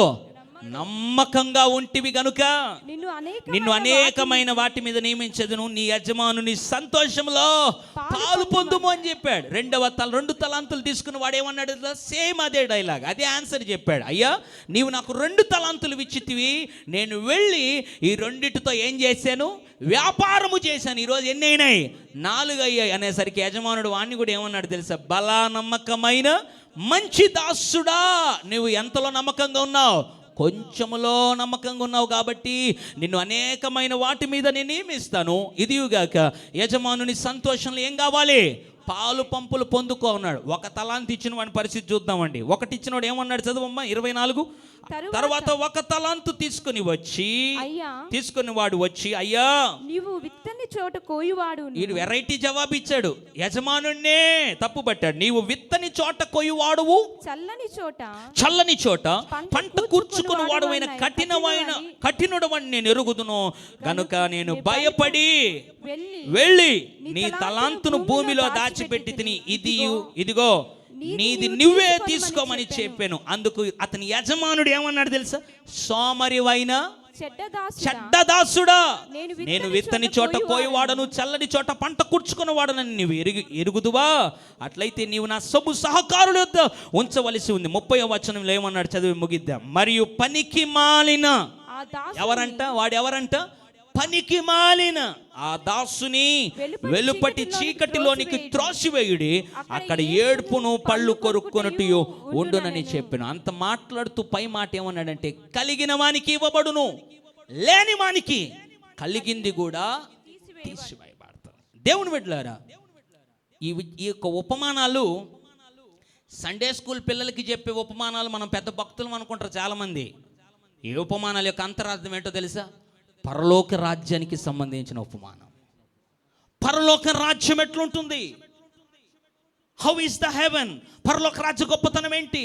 పరలోక రాజ్యం అంటే ఏంటి అని శిష్యులలో, తక్కిన అపోస్తులలో, తక్కిన ప్రజల్లో ఒక భారం వచ్చినప్పుడు ప్రభు చెప్పిన ఉపమానం. పరలోక రాజ్యం ఎట్లుంటుందంటే, ఒక మనుష్యుడు దేశాంతరమునకు ప్రయాణమై తన దాసుల్ని పిలిచి తలాంతులు కొన్ని ఇచ్చాడు, ఆస్తిని అప్పగించాడు. ఆస్తిలో ఒకనికి ఎన్ని ఇచ్చాడు? 5. ఒకనికి ఎన్ని ఇచ్చాడు? 2. ఇంకొకటికి ఎన్ని ఇచ్చాడు? 1 ఇచ్చాడు. 5 ఇచ్చిన వాడు ఎన్ని చేశాడు? ఇప్పుడు జవాబు చెప్పాలి త్వరగా. 5 తీసుకున్న వాడు ఏం చేశాడు? ఇప్పుడు మరి 5 సంపాదించాడు. 2 తీసుకున్న వాడు ఏం చేశాడు? మరి 2 సంపాదించాడు. 4 అయిపోయాయి. 1 తీసుకున్న వాడు వెళ్ళి ఏం చేశాడు? భూమిలో దాచిపెట్టాడు. ఈ 5ని, ఈ 2 తలాంతుల్ని, 5 తలాంతుల్ని ఏమన్నాడు తెలుసా? బలానమ్మకమైన మంచి దాసుడా, నువ్వు కొంచెములో నమ్మకంగా ఉన్నావు. 2 సార్లు నమ్మకం అనే మాట వాడాడు. బలా నమ్మకమైన, జవాబు చెప్పాలి, బలా నమ్మకమైన మంచి దాసుడా. రెండవది ఏమన్నాడు ప్రభు? నువ్వు కొంచెములో ఎలా ఉన్నావు? నమ్మకంగా ఉన్నావు. కాబట్టి అనేకమైన వాటి మీద నేను నియమించడం మాత్రం కాకుండా యజమానుడైన నా సంతోషంలో you are the partner in my peace, you are the partner in my joy, you are the partner. నా సంతోషంలో నువ్వెవరివి? పాలిభాగస్తుడు అన్నాడు. 1 తలాంతు తీసుకున్న వాడిని ఏమన్నాడు తెలుసా? సోమరివైన చెడ్డదాసుడా అని అనిపించుకోవడం, అనడం మాత్రం కాకుండా ఆఖరికి ఏమన్నాడు తెలుసా? ఇది చాలా బాధాకరం. ఈ పనికి మాలిన వాణ్ణి ఎక్కడ ఇడ్చండి? వెలుపల చీకటిలో పడదోయండి. Throw him in a hell. వాడిని వెలుపల చీకటిలో, in the darkness, వాడిని వెలుపల చీకటిలో తోసివేయ్. వాడు చేసిన పాపం ఏంటి? వాడు హత్య చేశాడా? లేదు. వాడు చేసిన పాపం ఏంటి? వ్యభిచారం చేశాడా? లేదు. వాడు చేసిన పాపం ఏంటి? తల్లిదండ్రులు కొట్టాడా? లేదు. వాడు చేసిన పాపం ఏంటి? ఇతరుల సొమ్ము తీసుకున్నాడా? లేదు. వాడు చేసిన పాపం ఏంటి? ఇతరుల పొరుగు అని భార్యను ఆశించాడా? కాదు. ఆజ్ఞలలో ఏ విధంగా తప్పుకున్నాడా? కాదు. వాడు చేసిన పని ఏంటి? ఓన్లీ సోమరితనం, లేజినెస్. పరలోక రాజ్యానికి నన్ను దూరపరిచే ఓ భయంకరమైన తంత్రము, అపవాది వాడే ఆయుధము సోమరితనం. సోమరులు పరలోక రాజ్యానికి వెళ్ళరు. సోమరులు పరలోక రాజ్యానికి వెళ్ళలేరని బైబిల్ ఖచ్చితంగా తెలియజేస్తుంది ఈ మాట ద్వారా. సోమరిమైన చెడ్డ దాసుడు, though you became a servant of me, నీవు నా దాసుడువే కానీ నీలో నమ్మకత్వం లేదు. నీవు నా దాసుడువే కానీ నీలో సోమరితనం ఉంది. నీవు నా దాసుడువే, నీలో ప్రార్థన లేదు. నీవు నా దాసుడువే, నీవు నా కొరకు పనిచేసేటువంటి, నేను అప్పగించినటువంటి పనిలో నువ్వు నమ్మకస్తుడవి కావు. ప్రియ దేవుని బిడ్డ, దేవుడి దిన నీతో మాట్లాడుతున్నాడు. ఆయనకు ముందే తెలుసు వీడు పని చేయడని కూడా.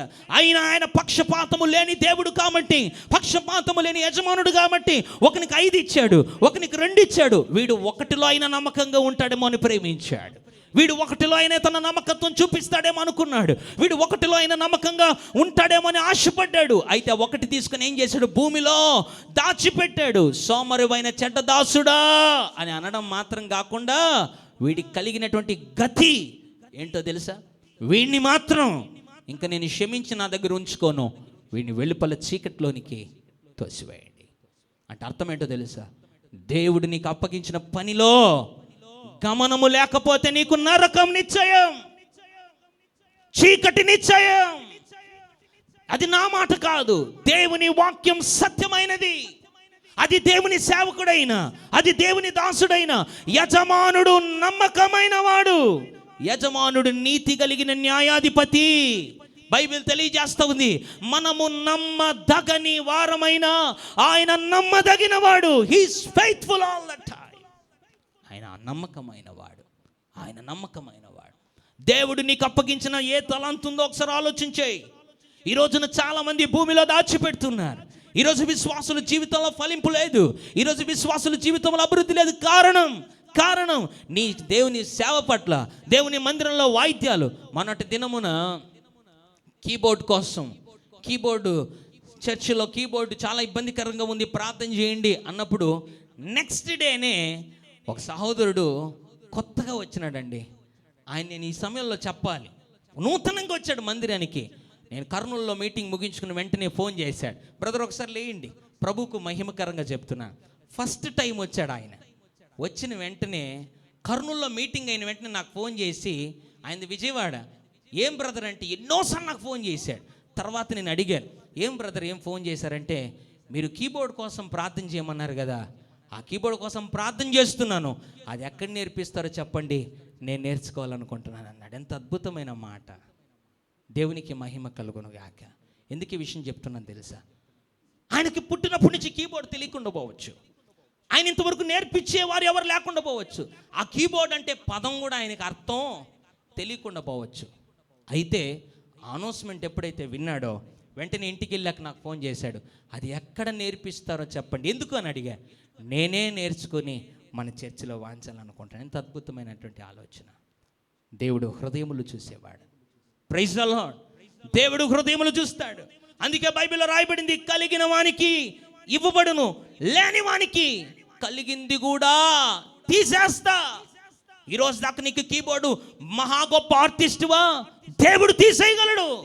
God can take away and God can give away. దేవుడు ఇవ్వగలడు, తీసేయగలడు. దేవుడు ఇవ్వగలడు, దేవుడే తీసేయగలడు. యెహోవా ఇచ్చెను, ప్రాణాలే తీసినప్పుడు నీ తలంతులు తీయడం ఒక విషయం కాదు. యెహోవా ఇచ్చెను, యెహోవా తీసుకునేను, యెహోవా నామమునకు స్తుతి కలుగునుగాక. దేవుని నేను సన్నిధిలో ప్రార్థన చేస్తున్నా, ప్రభువా నేను కూడా కీబోర్డ్ వాయించడానికి నాకు కృప చూపు ప్రభువా. కారణం ఇప్పుడుండే పనులన్నీ ఖాళీ చేసుకొని కాదు, ఒక భారం దేవుని కోసం చేయాలి, దేవుని రాజ్య విస్తరణ కోసం పాటుపడాలి, ఆసక్తి. ఇంకొక విషయం చెప్పమంటారా? ఏమవుతుంది బ్రదర్ చేయకపోతే అనుకుంటున్నావా? దేవుడు నీ చేతిలో ఇచ్చింది ఏదో తెలుసా? నువ్వు గొప్పవాడువానో, నువ్వు కీబోర్డ్ వాంచుతున్నావంటే, నువ్వు ప్యాడ్ కొడుతున్నావంటే, నువ్వు డ్రమ్స్ ప్లే చేస్తున్నావంటే, నువ్వు వాక్యం చెప్తున్నావంటే, నువ్వు ఆరాధన చేస్తున్నావంటే, నువ్వు నేను గొప్పలమని కాదు, అది ఆయన ఆస్తి. It's his property. బైబిల్ అంటుంది ఆస్తినిచ్చి దేశాంతరానికి వెళ్ళాడు. ఆస్తి ఏందో తెలుసా? తలాంతులు. All the talents gifted by God is the property of God. ప్రతిదీ దేవుని ఆస్తి. నీకునే పాడే వరము నువ్వు పెద్ద ఆర్టిస్ట్ అని కాదు, it's the property of God. పాడే వరము దేవుని ఆస్తి, డ్రమ్స్ ప్లే చేసే వరము దేవుని ఆస్తి, కీబోర్డ్ ప్లే చేసే వరము దేవుడిచ్చిన ఆస్తి, దేవుని వాక్యం ప్రకటించే వరము దేవుడిచ్చిన ఆస్తి, ఆరాధన చేసే కృప దేవుడిచ్చిన ఆస్తి, మందిరంలో ఊడ్చేది దేవుడిచ్చిన ఆస్తి, బాత్రూములు కడిగేది దేవుడిచ్చిన ఆస్తి. దేవుని ఆస్తినిచ్చి నువ్వు అనుకుంటున్నావేమో ఏమవుతుందిలే అనుకుంటున్నావేమో. దేశాంతరమునకు వెళ్ళాడు, మొదటి రాకడలో వచ్చాడు, దేశాంతరం వెళ్ళాడు, తిరిగి లెక్క చూసేదానికి రాబోతున్నాడు. నీకు ఇచ్చినటువంటి ఆస్తి ఎక్కడ పెట్టావు? Where you kept the property of God, where you buried the property of God. దేవుని ఆస్తిని ఎక్కడ ఉంచావు?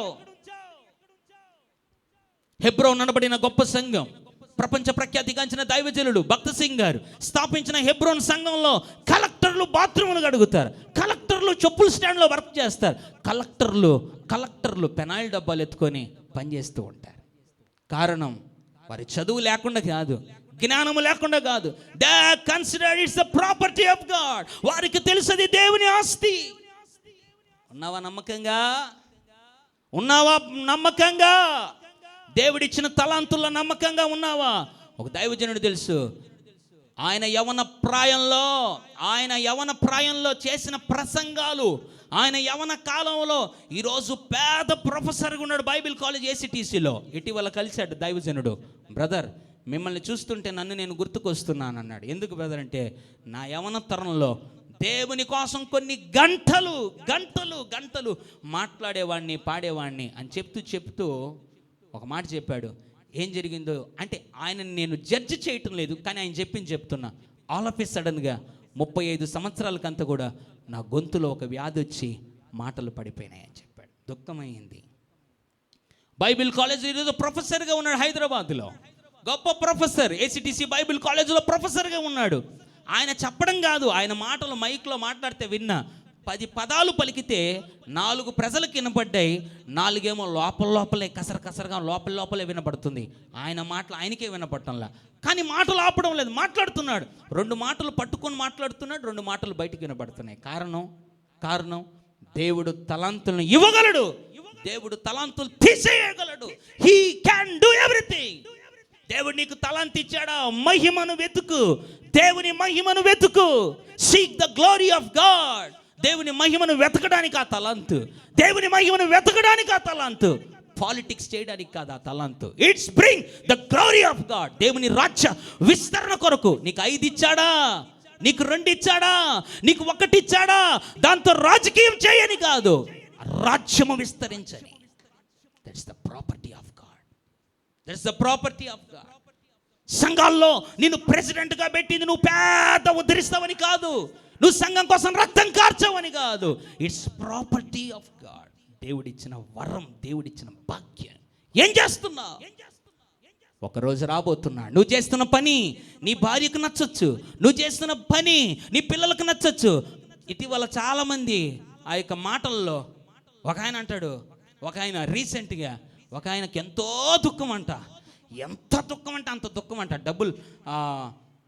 డూప్లెక్స్ హౌస్ కట్టాడు, చాలా దుఃఖపడిపోతున్నాడు. ఎందుకు బ్రదర్ అని అడిగితే ఇంకొక ఆయనతో చెప్తున్నాడంట, 6 సంవత్సరాలు సెక్రటరీగా ఉన్నాడంట చర్చిలో. 7వ సంవత్సరంలో ఏం వెళ్ళిపోయిందట? ఓట్లలో ఓడిపోయి దుఃఖం. తలాంతులు నువ్వు విర్రవీగడానికి కాదు, దేవుని రాజ్య విస్తరణ కొరకు. నమ్ముతున్నవారు హల్లెలూయా చెప్తాం గట్టిగా. హల్లెలూయా, హల్లెలూయా. నమ్మకత్వం, దేవుని సేవలో నమ్మకత్వం. దైవజనుడు అపోస్తలుడు యేసన్ గారు సింగపూర్లో గొప్ప కాన్ఫరెన్స్ జరిగింది. కాన్ఫరెన్స్లో జరిగినప్పుడు వినాలి, సింగపూర్లో గొప్ప కాన్ఫరెన్స్ జరిగితే సేవకులు, ప్రపంచ ప్రఖ్యాతిగాంచిన దైవ సేవకులందరూ ఆ కాన్ఫరెన్స్కి వెళ్ళినప్పుడు 8 o'clockకి కాన్ఫరెన్స్, 7:45 or 7:30కి అందరికీ బ్రేక్ఫాస్ట్. దైవజనులు యేసన్ గారు అందరికంటే ముందు లేచి 5వ గంటకంతా లేచి స్నానం చేశారంటే. వీళ్ళు అప్పుడే గురకబెట్టి నిద్రపోతున్నారు, కాన్ఫరెన్స్కి వచ్చిన డెలిగేట్స్ అందరూ కూడా. 5వ గంటకంతా లేచి స్నానం చేసుకొని అందరికంటే ముందు రూమ్ వదిలినాడంట. వాళ్ళు అనుకున్నారంట, ఈ పిచ్చోడికి పని పాట లేదు, భారతదేశం నుంచి వచ్చి నీ తెల్ల సొక్కాయి తెల్ల ప్యాంట్ వేసుకునేడికి పని పాట లేదు. 8 గంటలకని చెప్తే చక్కగా 7:30కి టిఫిన్ చేసుకొని అలా టై బూట్ వేసుకుని ఏసీ రూమ్లోకి పోకుండా ఈయన 6:30కంతా రూమ్ వదిలేసాడు అనుకొని ఏదో ఎగతాలు చేసుకున్నారంట. తిరిగి వీరందరూ టిఫిన్ చేసుకుని వచ్చేసారంట. ఎక్కడికి? ఎగ్జాక్ట్గా 8 o'clock అంతా వచ్చేసారంట. ఎక్కడికి? కాన్ఫరెన్స్ హాల్కి వచ్చేసారంట. యేసన్ గారు ఇంకా కాన్ఫరెన్స్లో లేడంట. 8:15 అయిందంట, లేదంట. 8:20 అయిందంట, లేదంట. వాళ్ళకందరికీ ఒక ఆశ్చర్యం అనిపించిందంట. అందరికంటే ముందు తయారైంది ఈయనే, అందరికంటే ముందు స్నానం చేసుకునింది ఈయనే, అందరికంటే ముందు బయట వచ్చేసింది ఈయనే. ఎక్కడికి పోయినాడబ్బా అనుకుంటా ఏదో భయపడతా, ఏదో మిస్ అయిపోయినాడేమో అని అలా వెక్కిరింతలుగా ఎగతాళి నవ్వుతూ ఇక్కిక్కలు నవ్వుతూ ఉన్నప్పుడు యేసన్న గారు 20 నిమిషాలు ఆలస్యంగా వచ్చి లోపలికి 2 చేతులు దండం పెట్టి సారీ అన్నాడంట. ఎందుకు సారీ అని అంటే 20 నిమిషాలు ఆలస్యంగా వచ్చిన, అప్పుడు కూడా ఏం పెద్ద స్టార్ట్ ఏం కాలేదు. అందరూ కూడా ఏదో మాట్లాడుకుంటూ కాలక్షేపం చేస్తున్నారు. సారీ అండి 20 నిమిషాలు లేట్ అయినందుకు అన్నాడంట. ఎందుకు లేట్ అయ్యింది, ఎందుకు సారీ చెప్తున్నాడు వాళ్ళకి అర్థం కాకుండా, వై ఎందుకు అని అడిగినప్పుడు ఏసన్న గారు చెప్పిన సాక్ష్యం ఏంటో తెలుసా? నేను ఏ దేశంలో ఉన్నా, ఏ రాష్ట్రంలో ఉన్నా, ఏ ప్రాంతంలో ఉన్నా, ఎంత బిజీ కాన్ఫరెన్స్లో ఉన్నా, ఉదయము నా కడుపులోకి టిఫిన్ వెళ్ళక మునుపు కనీసం ఒక్కరికైనా సువార్త చెప్పాలి. ఆ సువార్త చెప్పడానికి సింగపూర్లో పురవీధుల్లోకి వెళ్ళి రోడ్లో నిలబడి, భాష తెలియదు, ఏం చెప్పాలో తెలియదు, అందరూ దూసుకెళ్ళిపోతున్నారు రాకెట్లలాగా ట్రాఫిక్లో. కానీ ఎవడో ఒకడు దొరికితే యేసును నమ్ము, యేసు గొప్పవాడు, యేసు ప్రేమ కలిగిన వాడు, యేసు నమ్మితే నీకు పరలోక రాజ్యం ఉంది, ఆయన రక్తం ప్రతి పాపం నుండి నేను కడిగి పవిత్రపరుస్తుంది అని ఆ సువార్త చెప్పిన తర్వాత టిఫిన్ సెక్షన్కి కూడా వెళ్లకుండా టిఫిన్ కూడా త్యాగం చేసుకుని వచ్చి కాన్ఫరెన్స్లో అటెండ్ అయ్యాడు. కారణం అప్పగించిన పనిలో నమ్మకత్వం. అప్పగించిన పనిలో నమ్మకత్వం. వారెందుకు దేశం యొక్క ఉన్నత స్థలముల మీద ప్రపంచవ్యాప్తంగా హోసన్నా మినిస్ట్రీస్ విస్తరించడానికి గల కారణం ఆయన వేసిన బీజం, ఆయన కనపరిచిన నమ్మకత్వం. ఆయనకు తెలుసు అది దేవుని ఆస్తి. దేవుని ఆస్తి, ఆస్తి అప్పగించాడు. దేవుడు నీకు అప్పగించాడు. పొరకబట్టడం అను ఏదో చీప్ అనుకున్నావా, లేకపోతే బాత్రూమ్ కలగడం చీప్ అనుకున్నావా, చెప్పుల స్టాండ్లో ఉండడం చీప్ అనుకున్నావా, సువార్త ప్రకటించడం చీప్ అనుకున్నావా? అది దేవుని ఆస్తి. నాకేవీ లేవు అనుకుంటున్నావా? ప్రతి ఒక్కరికి ఇచ్చాడు అని బైబిల్ తెలియజేస్తూ ఉంది. వస్తాడు ఒకరోజు రాజు వస్తున్నాడు, ఆయుత్తపడు, అడుగుతాడు, ఏం చేశావు ప్రభువా, నేను భూమిలో దాచిపెట్టానంటే ఏమంటాడు తెలుసా? సోమరి వెళ్ళిపో అనడం మాత్రం కాకుండా వీని వెలుపల ఎక్కడికి లాగేయండి? చీకటి. దేవుడు అప్పగించిన పనిలో నమ్మకత్వం లేకపోతే నీకు చీకటి. దేవుని ఆస్తిని దుర్వినియోగం చేస్తే నీకు చీకటి. మందిరంలో దేవుని కోసం దేవుడు నీకు జీవం ఇచ్చినప్పుడే పనిచేయి. దేవుని కార్యాల కొరకు ముందు పడు. దేవుని కార్యాలు అడిగి మరీ చేయి. అది దేవుని నీకు ఇచ్చినటువంటి ఆస్తి, దేవుడిచ్చిన ఆస్తి. అందుకే నాకు చాలా ఆశ్చర్యం అనిపించింది. ఆయన తన ఆస్తిని అప్పగించినట్లుండును. దేవుని ఆస్తి అండి. దేవుడు నీకు ఇచ్చిన చిన్న తలాంతైనా, దేవుడు నీకు ఇచ్చిన పెద్ద తలాంతైనా, అది దేవుని ఆస్తి అని నువ్వు పరిగణించగలిగితే, నువ్వు విశ్వసించగలిగితే దేవుని కార్యాలను చూడగలవు. అందుకే సామెత 28:20 రాయబడిన అద్భుతమైన మాట. సామెత 28:20 త్వరగా 2 వచనాలు చూసి ప్రార్థన చేసుకుందాం. సామెత 28:20 సామెతల గ్రంథం 28వ అధ్యాయము 20వ వచనం. Proverbs 28:20 నమ్మకమైన వానికి దీవెనలు మెండుగా చూడండి, కలుగును. నమ్మకమైన వానికి దీవెనలు మెండుగా ఎట్లా కలుగుతాయంట? ఎట్లా కలుగుతాయి? మెండుగా కలుగును. అది ధనవంతుడగుటకు ఆతురపడువాడు శిక్ష పొందకపోడు. చాలా మందికి ధనవంతులైపోవాలని ఆశ, ఆతురత. ఒక వ్యక్తిని ధనవంతునిగా చేసేటువంటి శక్తి దేవునికి ఒక్కడికే ఉందండి. నువ్వు ఆతురపడద్దు, శిక్ష ఉంది.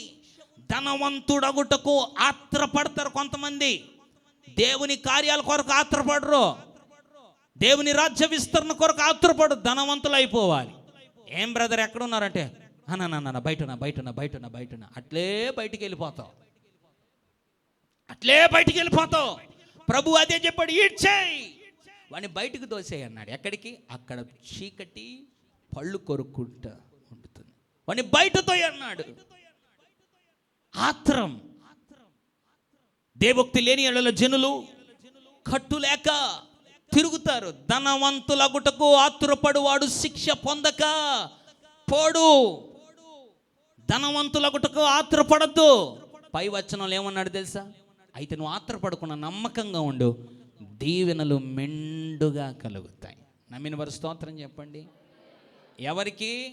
ఎవరికి? నమ్మకమైన వానికి దీవెనలో మెండుగా కలుగుతాయి. నా జీవితంలో చెప్పగలను, దేవునికి సాధ్యమైనంతగా నమ్మకంగా ఎప్పుడైతే నన్ను నేను కట్టుకుంటూ వచ్చానో, నేను కని విని ఎరగని ఊహ కందని అద్భుతాలు దేవుడు చేస్తూ ఉన్నాడు, చేయబోతాడు. నమ్మకమైన వానికి, ఫెయిత్ఫుల్ పర్సన్, దీవెనలు మెండుగా కలుగుతాయి, నిండుగా కలుగుతాయి. ధనవంతుడు ఒకటి ఆత్రపడద్దు. ఒకవేళ నువ్వు సంపాదించినా కూడా దేవుడు ఒక్క రోజులో అన్నిటినీ తీసేయగలడు. దేవుడు ఒక్క రోజులో తీసేయగలడు. ఒక గొప్ప సేవకుడు ఉన్నాడు. ఆ సేవకుడు తన సంఘానికి నన్ను పిలిచాడు. దాదాపుగా ఆయన బెడ్రూమ్లో నన్ను విశ్రాంతి తీసుకోమని ఆయన బెడ్రూమ్ ఓపెన్ చేస్తే రేమండ్ షోరూంలో కూడా లేనన్ని సూట్లు ఆ బెడ్రూమ్లో చూసా. ఎన్ని ఉండొచ్చు తెలుసా? ఆ సేవకునికి సూట్లు ఎన్ని ఉండొచ్చు తెలుసా? 150 నుండి 200 సూట్లు ఉన్నాయండి.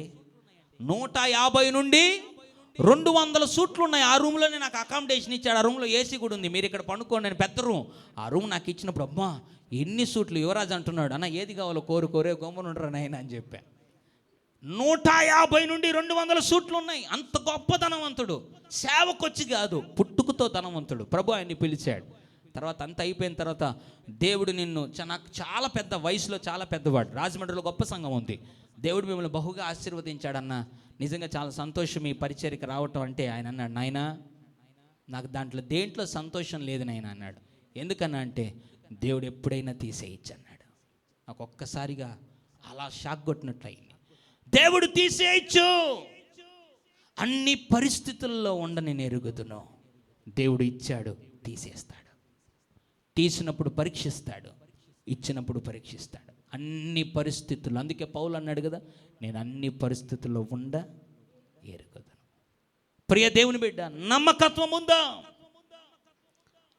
తూకీకు అనబడినటువంటి శిష్యుని గురించి కొలసీ సంఘానికి దైవజనుడైన పౌలు రాస్తూ లేఖలో తూకీకు గురించి ఏం చెప్తాడు ఒక మాట చూద్దాం.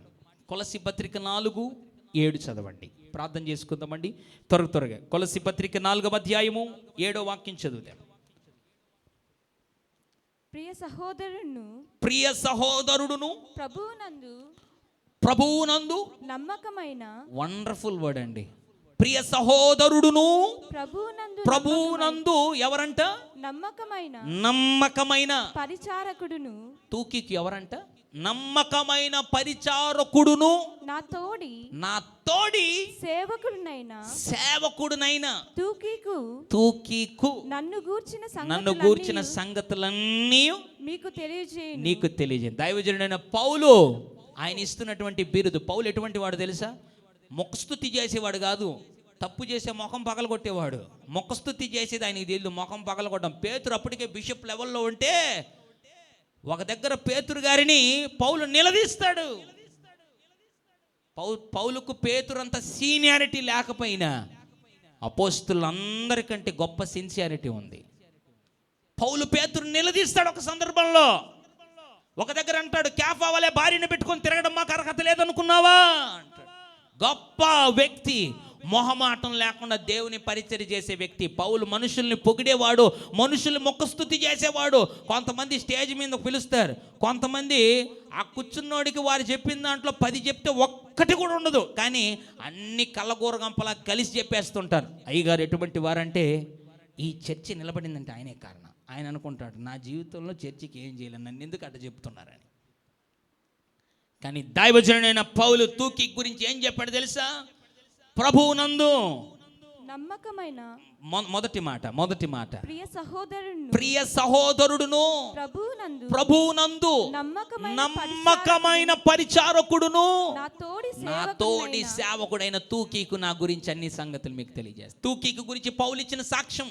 కొలస్సీలో ఉన్న దేవుని సంఘానికి పౌలు గారు ఉత్తరం రాస్తూ 4వ అధ్యాయంలో ఏమన్నాడు తెలుసా? తూకీకుని గురించి ఏం చెప్పాడు తెలుసా? ఆయన నాకు ప్రియ సహోదరుడు మాత్రం కాదు, ఆయన నా తోటి సేవకుడు మాత్రం కాదు, ఆయనకిచ్చే బిరుదు ఏంటో తెలుసా? ప్రభువునందు నమ్మకమైన పరిచారకుడు. నమ్మకత్వం. ద మ్యాన్ ఆఫ్ గాడ్ తూకీక్ ఈస్ ద ఫెయిత్ఫుల్ పర్సన్. నమ్మకమైన వ్యక్తి, నమ్మకమైన పరిచారకుడు. బాణను నీళ్లతో నింపండి అని పరిచారకులకు చెప్పినప్పుడు పరిచారకులు ఏం చేశారు? నమ్మకత్వాన్ని కనపరిచారు. నమ్మకమైన పరిచారకుల ద్వారా ప్రభు సూచక్రియ చేస్తాడు. దేవుని బిడ్డ, ముగింపులో ఒక మాట చెప్తున్నా. నీకు దేవుడిచ్చిన తలాంతులు ఎక్కడున్నాయి? బూట్ చేసావా? దేవుడిచ్చిన తలాంతులు ఎక్కడ పెట్టావు? దేవుడిచ్చిన తలాంతు ఎక్కడ దాచావు? ఈ లోక యాత్ర అల్పమైనది, స్వల్పమైంది. దేవుడు ఒకరోజు నిన్ను ఎక్కించగలడు, దించగలడు. దేవుడిచ్చిన తలాంతులు ఒకళ్ళు పూడ్చిపెట్టి ఉన్నట్లయితే క్షమాపణ అడుగు. దేవుడు నీకు ఊడ్చే తలాంతి ఇచ్చాడా? ఆ పని జరుగుతుందా నీ ద్వారా మందిరంలో? దేవుడు నీకు క్లీన్ చేసేటువంటి సామర్థ్యం ఇచ్చాడా? అది జరుగుతుందా? ఎలా చేస్తాడు దేవుడు అద్భుతం? దేవుని వాక్యం అంటే ఊరికి ముసుగు కప్పుకొని చర్చికి వచ్చి వాక్యం విని స్తోత్రం స్తోత్రం స్తోత్రం హల్లెలూయా అని అందరూ వెళ్ళిపోతారు. దేవుడు నమ్మకస్తులని వెతుకుతున్నాడు. అందుకే బైబిల్ రాయబడింది, నా యొద్ద నివసించినట్లు దేశంలో నమ్మకమైన వారిని నేను కనిపెట్టుచున్నాను. దేవునికి కావాల్సిన నమ్మకస్తులు. దేవునికి కావాల్సిన నమ్మకస్తులు. Are you faithful? నమ్మకంగా ఉన్నావా? దేవుడిచ్చిన తలాంతుల్లో నమ్మకంగా ఉన్నావా? దేవుని పరిచయం నమ్మకంగా ఉన్నావా? దేవుడిచ్చినటువంటి మందిర పనిలో నమ్మకంగా ఉన్నావా? అందరూ బ్రదర్ మమ్మల్ని కూడా వాడుకోండి బ్రదర్, మమ్మల్ని కూడా వాడుకోండి బ్రదర్, మాకు కూడా చెప్పండి బ్రదర్. నేను చెప్పడం కాదు, నువ్వు చెప్పాలి. నువ్వేం చేయగలవా నువ్వు చెప్పాలి. మీ ఇంట్లో పనులని పక్కింటి వాళ్ళు వచ్చి చెప్తున్నారా? నువ్వే చేస్తున్నావా? దేవుని ఇంట్లో మేం చెప్పాలా? ఎవరు చేసినా చేయకపోయినా దేవుడు తన పనిని జరిగించుకుంటాడు. అయితే లెక్క ఒక్కరో చెప్పాలి.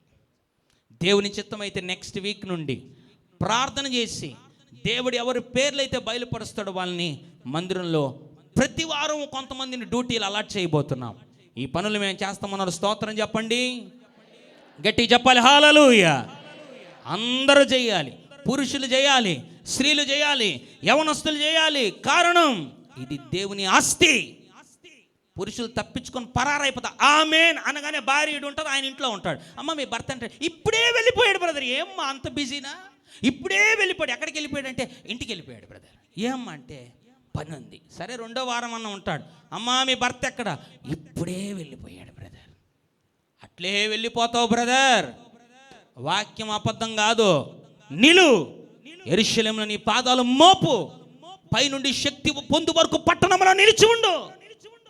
ఇక్కడ నువ్వు వర్ధిల్లుతావు, వర్ధిల్లుతావు, వర్ధిల్లుతావు. అట్టి కృప నమ్మకస్తులుగా దేవుడు, మన దేవునికి ఉన్న పేరేంటో తెలుసా? నమ్మకమైన వాడు. ఇంకా ఆయన చెప్పుకుంటూ పోతే ఈరోజు ఆయన గురించి చెప్పుకుంటా, నమ్మకత్వం గురించి చెప్తా పోతే ఈరోజు కూడా సరిపోదు. నీవు ఎంతైనా నమ్మదగిన దేవుడు, నమ్మకమునకు ఆస్పదమైనటువంటి వాడు. గ్రేట్ ఈస్ దై ఫెయిత్ఫుల్నెస్, గ్రేట్ ఈస్ దై ఫెయిత్ఫుల్నెస్. నువ్వు ఎంతైనా నమ్మదగిన వాడు అన్నాడు విలాపం వాక్యంలో. మన దేవుడు నమ్మకమైన వాడు. నమ్మకమైన వానికి దీవెనలో మెండుగా ఉంటాయి. దేవుడిని ఆశీర్వదిస్తాడు, దేవుడు కృపలో బలపరుస్తాడు, వర్ధిల్లింపజేస్తాడు. దేవుడు నీకు ఇచ్చిన ఆయుష్ను, దేవుడు నీకు ఇచ్చిన శక్తిని దేవుని కొరకు వాడు. పరిచారకులకు ఏం చెప్పాడు ముగింపులో? ముగింపులో ఒకసారి జ్ఞాపకం చేసుకుందాం. పరిచారకులకు ఏం చెప్పాడు? బాణను నీళ్లతో నింపండి. ఇప్పుడు ఈ పరిచారకులు నమ్మకమైన వారా కాదా? చెప్పండి. నమ్మకమైన వారు. ఎలా చెప్పగలం? కావాల్సిన పదార్థం ద్రాక్షారసం, ఉపయోగించాల్సిన పాత్రలు ద్రాక్షారసానికి సంబంధించినవి వేరు. అయితే ఈయన వాడిన పాత్ర రాతి బాణలు, ఈయన వాడిన పదార్థం నీరు. ఏందయ్యా మరి ఇంత ఘోరంగా మమ్మల్ని పెట్టుకున్నోడు కూడా ఇంత ఘోరంగా మాతో పనులు చేయించుకోలేదు కదయ్యా అని విసుక్కున్నారా? పనిలో నమ్మకత్వం చూచాడు ప్రభు. సూచక క్రియ చేశాడు. ఎంత గొప్ప సూచక్రియ తెలుసా? మొదటి సూచక్రియ. ఎంత గొప్ప సూచక్రియ తెలుసు? ముగింపులో చెప్పను ఒక మాట. ఈ మాట చెప్పడానికి దేవుని సేవకుడు ఎంతో ఎంతో గర్విస్తున్నాను. ఆయన మహిమ, ఈ మహిమ ఎక్కడి నుంచి వచ్చిందో తెలుసా? పరలోకము నుండి వచ్చిన మహిమ భూమి మీద బయలుపరచబడింది. ఎస్, నీ ఇల్లు పరలోక సన్నిధితో నింపబడాలి అనంటే, నీ కుటుంబం పరలోక మహిమతో నింపబడాలి అనంటే దేవుడు చెప్పే చిన్న పనులు నమ్మకంగా చేయి. దేవుడు నువ్వు చేయలేని, నీ బంధువులు చేయలేని, నీ మిత్రులు, రక్త సంబంధులు, ఆప్తులు, స్నేహితులు, శ్రేయోభిలాషులు చేయలేని గొప్ప కార్యాలు భూమి మీద నీ కొరకు ప్రభు చేస్తాడు. అట్టి కార్యములు దేవుడు మీ జీవితంలో జరిగించును గాక. సమయం లేదు. ఈరోజు కొన్ని ప్రోగ్రామ్స్ మనకున్నాయి కాబట్టి త్వరగా బల్లలోకి వెళ్ళిపోదాం.